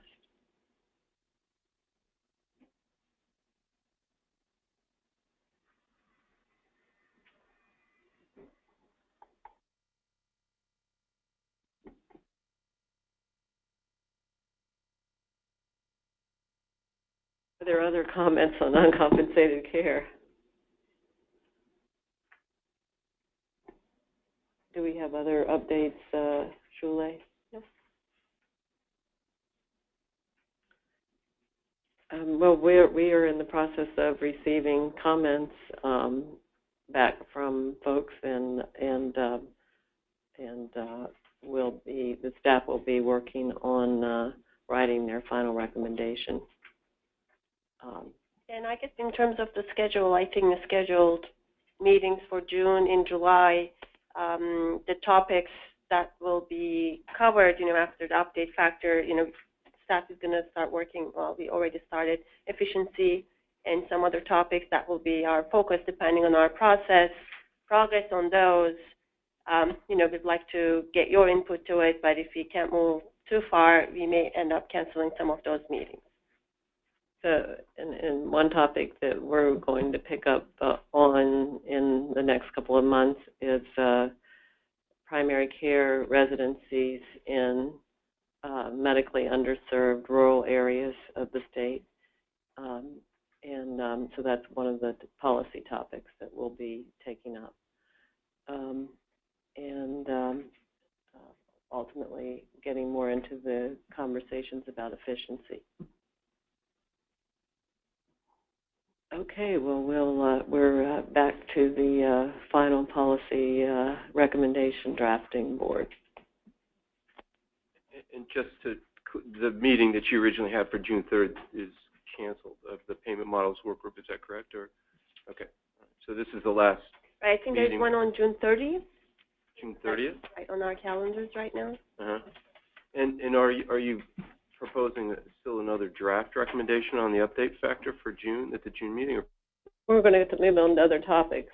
So we're going to move on to the rural residency and efficiency. And because of the challenge of scheduling, we wanted to put them on the books. So as we get closer, we'll inform you about the plans and the topics and whether we are having the meeting or not. Sure. And there are some other things. So, for example, we've been working on an amendment to the model to allow for getting data and for potentially having gain sharing types of programs from hospitals, which is something that the hospitals and others ask us to work on. And so we might use the next meeting to give some presentation on how that process is coming along and what it's looking like, and actually to get feedback from folks about programs, because what we've tried to do in that process is to develop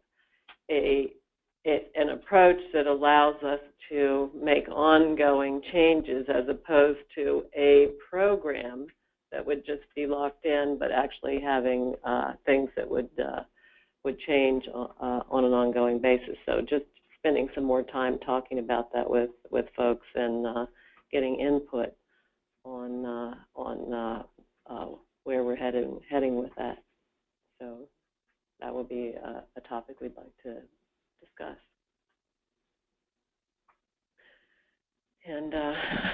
are hopeful that we'll be heading forward with data. Actually, we're working on some data, since we have a little bit of time left, I think, here. Do we have a little bit of time left? Very little?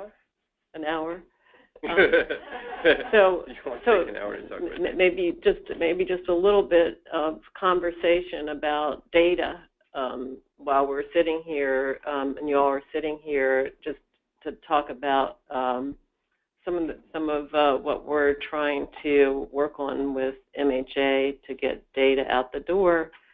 As you know, we have data on total cost of care, and we have a lot of restrictions on what we can do with that data. We can't produce it in cell sizes below 10. It's got your normal DUA, HIPAA requirements. But what we are working on is focusing on the opportunity to do a mass production of total cost of care data at a much more drilled down level, and also to specifically focus on post-acute care and how that is changing at the hospital level, but really starting a process of trying to massively increase the amount of data that you're getting on total cost of care, and trying to improve that over time, but really pressing down on the process of getting that. And we expect that that will be produced through CRISP, through your portals that you're used to getting your data through, so that you can begin to get more data on non-hospital costs, and of course that'll require quite a bit of work, education work, because it's claims data and it has a lag, and so I know we've been having webinars, but this is kind of the next level, and keep on progressing. And also, as we begin to get this data out, there will be resources at CRISP who can drill into the data to explore other issues, to help explore other issues as you begin this process of delving into the more total cost data. Just to give you a frame of reference, out of the total cost of care data for Medicare, and we're talking about Medicare right now, out of the total cost of Medicare, 55% of the total cost is hospital cost. About another 11 or 12% is post-acute cost, and we're estimating, subject to actually executing the programs, that about 8% of the cost will be related to the physicians that are doing the services at your hospital. So basically, about 75% of the services are going to, we expect to be related specifically to the hospital care and things that you're directly involved in, and about 25% of it might be more of the community providers that you may not be touching as much, although you should be working very closely with those primary care providers and other providers with chronic care. But beginning to really get that data to you, then hopefully what we're focused on with CMMI is to, they haven't approved it yet, but this is the process that we're trying to drive forward with the amendment, is that hospitals would be able to get data for patients that had an encounter with the hospital, and that you would be able to get that data on an ongoing basis that would be at a claims level, but that data could only be used for care delivery, care coordination, the same things that ACOs do with the data, you would be able to do with the data. Risk stratification, care redesign, And similar to an ACO, you would have to report back what you were doing, because Medicare is not going to give you the data just because you're great looking. They're wanting you to do something with it. You got to do the actually care delivery improvement with the data. And so that's the process that we're working on, so that once you got into a program, a care redesign program, that you would be able to get the data every month, like an ACO, and you wouldn't have to fill out DUA requests constantly. It would be an healthcare operations data. So that's what we've been working on, and again, we are hopeful that that will come forth. We've also been asking for some claims level data in a limited data set that could be distributed, so that you can, and I do want to say that there are public use files. I think many of you know that we have public use files with claims level data. Some of you are using them. They're all the way through calendar year 2014, which is actually quite current. Okay, so there are. Oh, wow. The standard analytic files for Medicare that are publicly used and available in the LDS version are going to be released quarterly. And some of 15 is available now, and the first quarter of 16 will be available in August. But it's a 3-month completion factor, and then about half a month to a month for them to prepare the file. So they're not cheap. Most of calendar 15 is out now. Yeah. So I guess what we're saying that there's very current data already available, public use files, and we're requesting more, but we wouldn't want you to wait for LDS files from CMMI when they're already out there for you to use for all of your analytic purposes, because they're there. And in terms of the timeline of when we might get the claims data, the process to get it will be similar to that we're contemplating, and we have to, still work through this and still get it approved by CMS and still get the MHA and hospital vetting and everybody's vetting, but we would expect that you would file a letter of intent like you would do for any model, that you would file something called an implementation protocol, saying what your care redesign would look like, and then ultimately, then right now we're thinking that the data might come toward the end of the year, November-ish, but we really can't be sure. That the federal government has not been on the speedy train with detailed claims data, but that's what our aspiration is, and that's I think we could spend a little bit more time at a subsequent meeting talking about it, but we just wanted to kind of give you some information about what we're thinking about.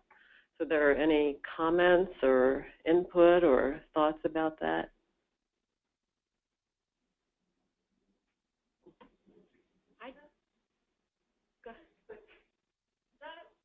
Let's say, Sorry, Barbara, turn on your. Oh, sorry. Yeah. Would that data be available to physicians doing collaborations with hospitals also? Well, if you're doing care redesign, Medicare is not going to think that you can do it without physicians. So when a hospital files an implementation protocol, or an ACO files or somebody files an ACO, they have to put physicians in it. So we'll end up needing to have hospitals identify that they're planning to work with on implementation, whether it's improving episodes of inpatient or outpatient hospital care, or whether it's working with community-based physicians. Medicare will be wanting to know who you're working with in care redesign, because if you're only working with yourself, you don't need the other data. So, you need the other data because you're trying to work you're trying to do care coordination across the delivery system. You're trying to work with physicians. You're trying to work with nursing homes, and so you need that data because you need to know what's going on with the physicians in the nursing homes. So the way that sharing of data takes place is when the providers join into the care redesign with the hospitals. So that's very similar to the ACO process as well. It's the same as other care redesign models. So if that does that make sense? It does. It still doesn't get to maybe my naive question. Let's just say there were large, large multi-physician specialty groups that wanted to get data to go to their hospital or, go to their hospital with. Again, like the cart before the horse, there has to be a partnership between the hospital and the physicians in order to access the data is kind of what I'm getting from your description. Well, actually that LDS data that everybody's talking about that has all the provider names in it. I mean, it's got every detail about the providers in it. So what it doesn't have is this is Mrs. Jones and this is Mrs. And nobody wants Mrs. Jones data involved in doing planning. Well, to be clear, so it's not physician identifiable. Data is not available in the 100%. So, physician Not data. available. I'm sorry, I didn't hear you. So the standard analytic files are available in a 5% sample and a 100% sample, right? The 100%, you can get hospital, inpatient, hospital, outpatient, do a lot of great stuff. You can get the Maryland names, the hospitals, and all of that. You cannot link that to physician names in 100%. It's only available in a 5%, which is not very useful in this context. That it may not be. So that is actually one of the reasons why we are asking for the LDS data set, is to get a 100% sample of the Maryland physician claims. That would be great. That would they don't make that available on their website. They don't. It would be a custom thing that we're trying to focus on. We do have 100% in our Maryland. in our data set for Maryland. Sure. But she can't get the physician claims from CMS directly in an LDS format. Right, she could get the hospital claims, so she couldn't get the physician claims. But actually, it wouldn't really be a permitted use to take data that's being provided for care delivery and start doing a lot of miscellaneous analysis with it either. So what we could explore, ultimately, is what additional reports could be produced through.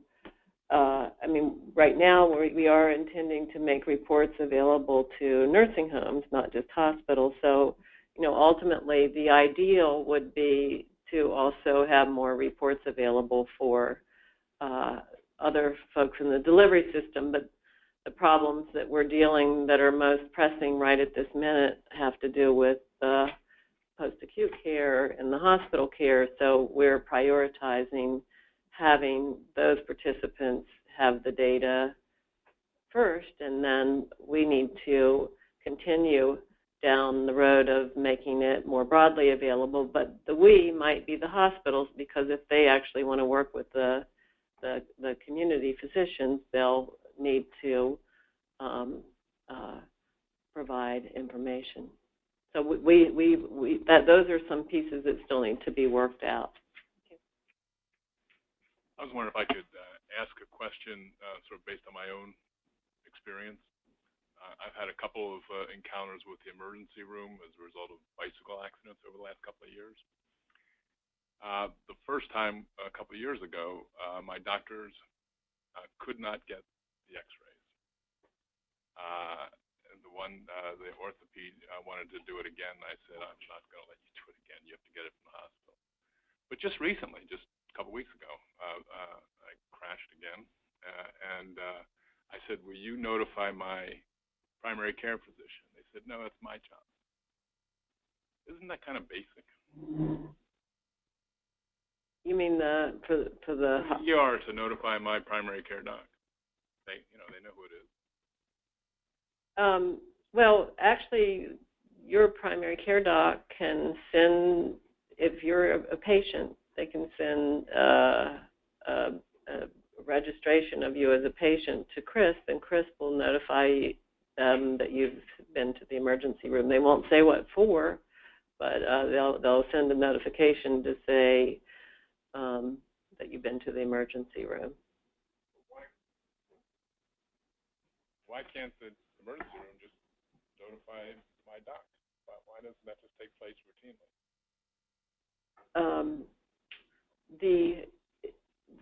There would be a lot of paperwork to do that with HIPAA. If they're moving records from A to B to C, believe me. Care coordination is within the guidelines of the box. So, and is some level of data exchange that happens like that? I mean, if a patient gives us their PCP and we have that information in the system, we do send the PCP their discharge summary. Now, I'd have to go back and check for us specifically whether we send ER summaries, but there is some level of data exchange for when a patient is seen in a hospital back to their PCP. So we're actually trying to do something a little bit different with CRISP, which is instead of having information pushed, is to make the information available through CRISP, because a lot of the PCPs wouldn't be very happy if every hospital pushed an emergency room visit to the PCP office. They'd get all this information, and then they would have to figure out how to try to file it somewhere. And if it's not coming into their electronic medical record, it's actually extra confusion. And so what we're really trying to drive toward with CRISP is the ability to access that information through CRISP, but for care delivery purposes in accordance with the HIPAA statutes and et cetera and so forth. And so that's really what we're trying to get all of the primary care doctors to hook up to CRISP. The state is paying for them to hook to CRISP. The state is paying for the nursing homes to hook to CRISP. We want them all hooked to CRISP. The hospitals and the doctors spent $3 billion on electronic health records so that this kind of information could be shared at the point of care for care delivery improvement. And so the physician strategy, what the physicians want is more access to actionable information at the point of care. And so that's what they've asked for. Also, we have the notification program from CRISP. And so that's kind of what the strategy is in terms of trying to get that actionable information back into your primary care doctor's hand, to have a care summary that would have information about what is going on with the patient. So that's the strategy, is making it available through your doctor's electronic medical record, trying to realize that $3 billion investment we've made in Maryland.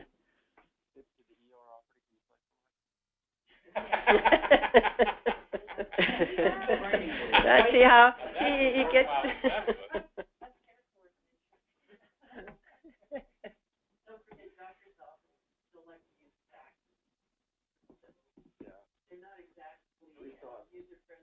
Well, mine's pretty. They got a portal and all that good stuff. We don't know which ones have our electronic medical records. Well, the faxes are not, they don't have the same HIPAA issues as the emails, because people can't intercept them, and so people still like faxes for that reason. But you can't fax an X-ray. Is there anything we could do to increase the, I know they're trying to keep up as much as they can, but there's still a fairly good lag in when we get data from CRISP, and I mean the summary reported data, so the analytics around readmissions and the MHAC summaries. We just the other day got January readmission data, and when we ask them what's holding it up, they tell us that either a hospital or two had to resubmit data, and I'm just wondering if we could get, preliminary data is better than nothing. The issue was with the MedStar getting their system hacked, so we couldn't it doesn't make sense to us to produce a readmission with 3 or 4 hospitals missing from the data. So, especially the readmission report was sent, because of that. The MHACs, I'm not sure what happened there, but I think we just didn't close the data waiting for the MedStar to apply. And usually they are getting better at providing it more timely, but let's talk about that a little bit in detail. We definitely want to keep hearing about that, but we had internal conversations about whether we should produce or we should not produce, we should wait for MedStar, we shouldn't wait for MedStar, but they did, but then on readmissions, it is kind of, if you're anywhere near one of their facilities, you're missing quite a bit of data if you don't have their data in.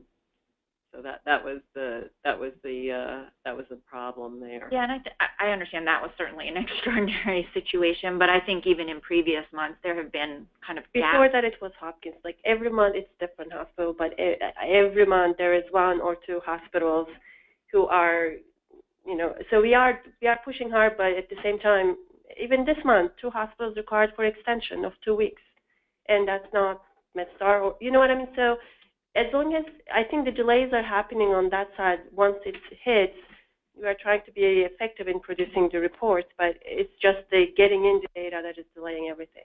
We are also we had a consultant, we had Towson University come in to do a consulting for us on data flows, and so we're actually also focusing on how could we improve our data flows so that we can be faster than we are in terms of getting the IDs on and getting getting everything done. So we are focusing on data flows too inside of HSCRC, between St. Paul's and HSCRC and CRISP, of cleaning up those data flows and maybe working off of a centralized data repository.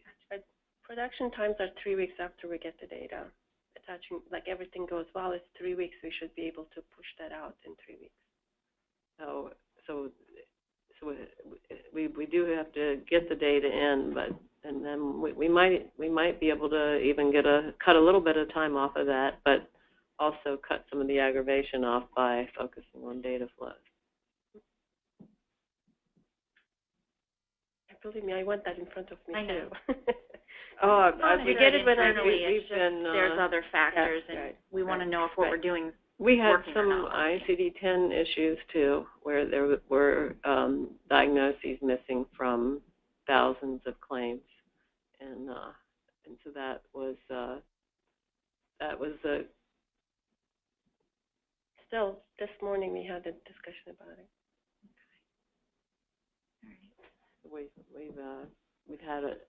Then the other thing that's been going on, and actually I'm really nervous about this, I'll tell you, is we have Hopkins and University going through conversions to Epic. So Epic is Epic.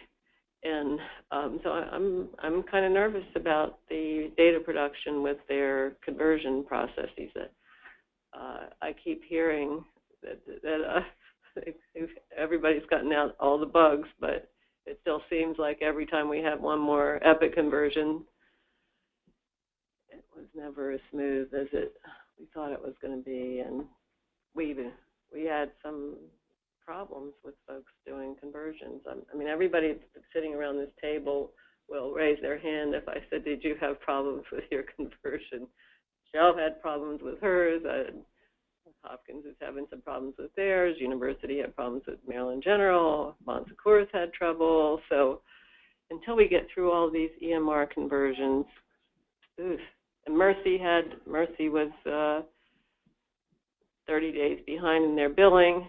So I'm just that was in the base period. So anyway, that's been painful. So we're trying as hard as we can, because we know you can't work without current data, so we're trying as hard as we can to turn it around as fast as we can. Okay, thank you. But feedback is good. And again, as we start with this total cost of care data, we really, through Chris, we really will be looking for your feedback on what reports you want that we can produce with cell sizes of 10 or greater, and you should have a lot of control over ultimately what reports can be fed back through your Chris portal, so that you can know what's going on as you implement interventions. Yeah, and it's not even just non-hospital data. I guess one of the other things I might want to mention is that we're looking at the cross-border hospital data, and so there's some service movement. The two borders that are having the most movement right now is the DC border, and Delaware had the most movement from Maryland to outside of Maryland. And so we're also looking at that and whether it has its market shift implications. So we want you to see the same thing that we're seeing.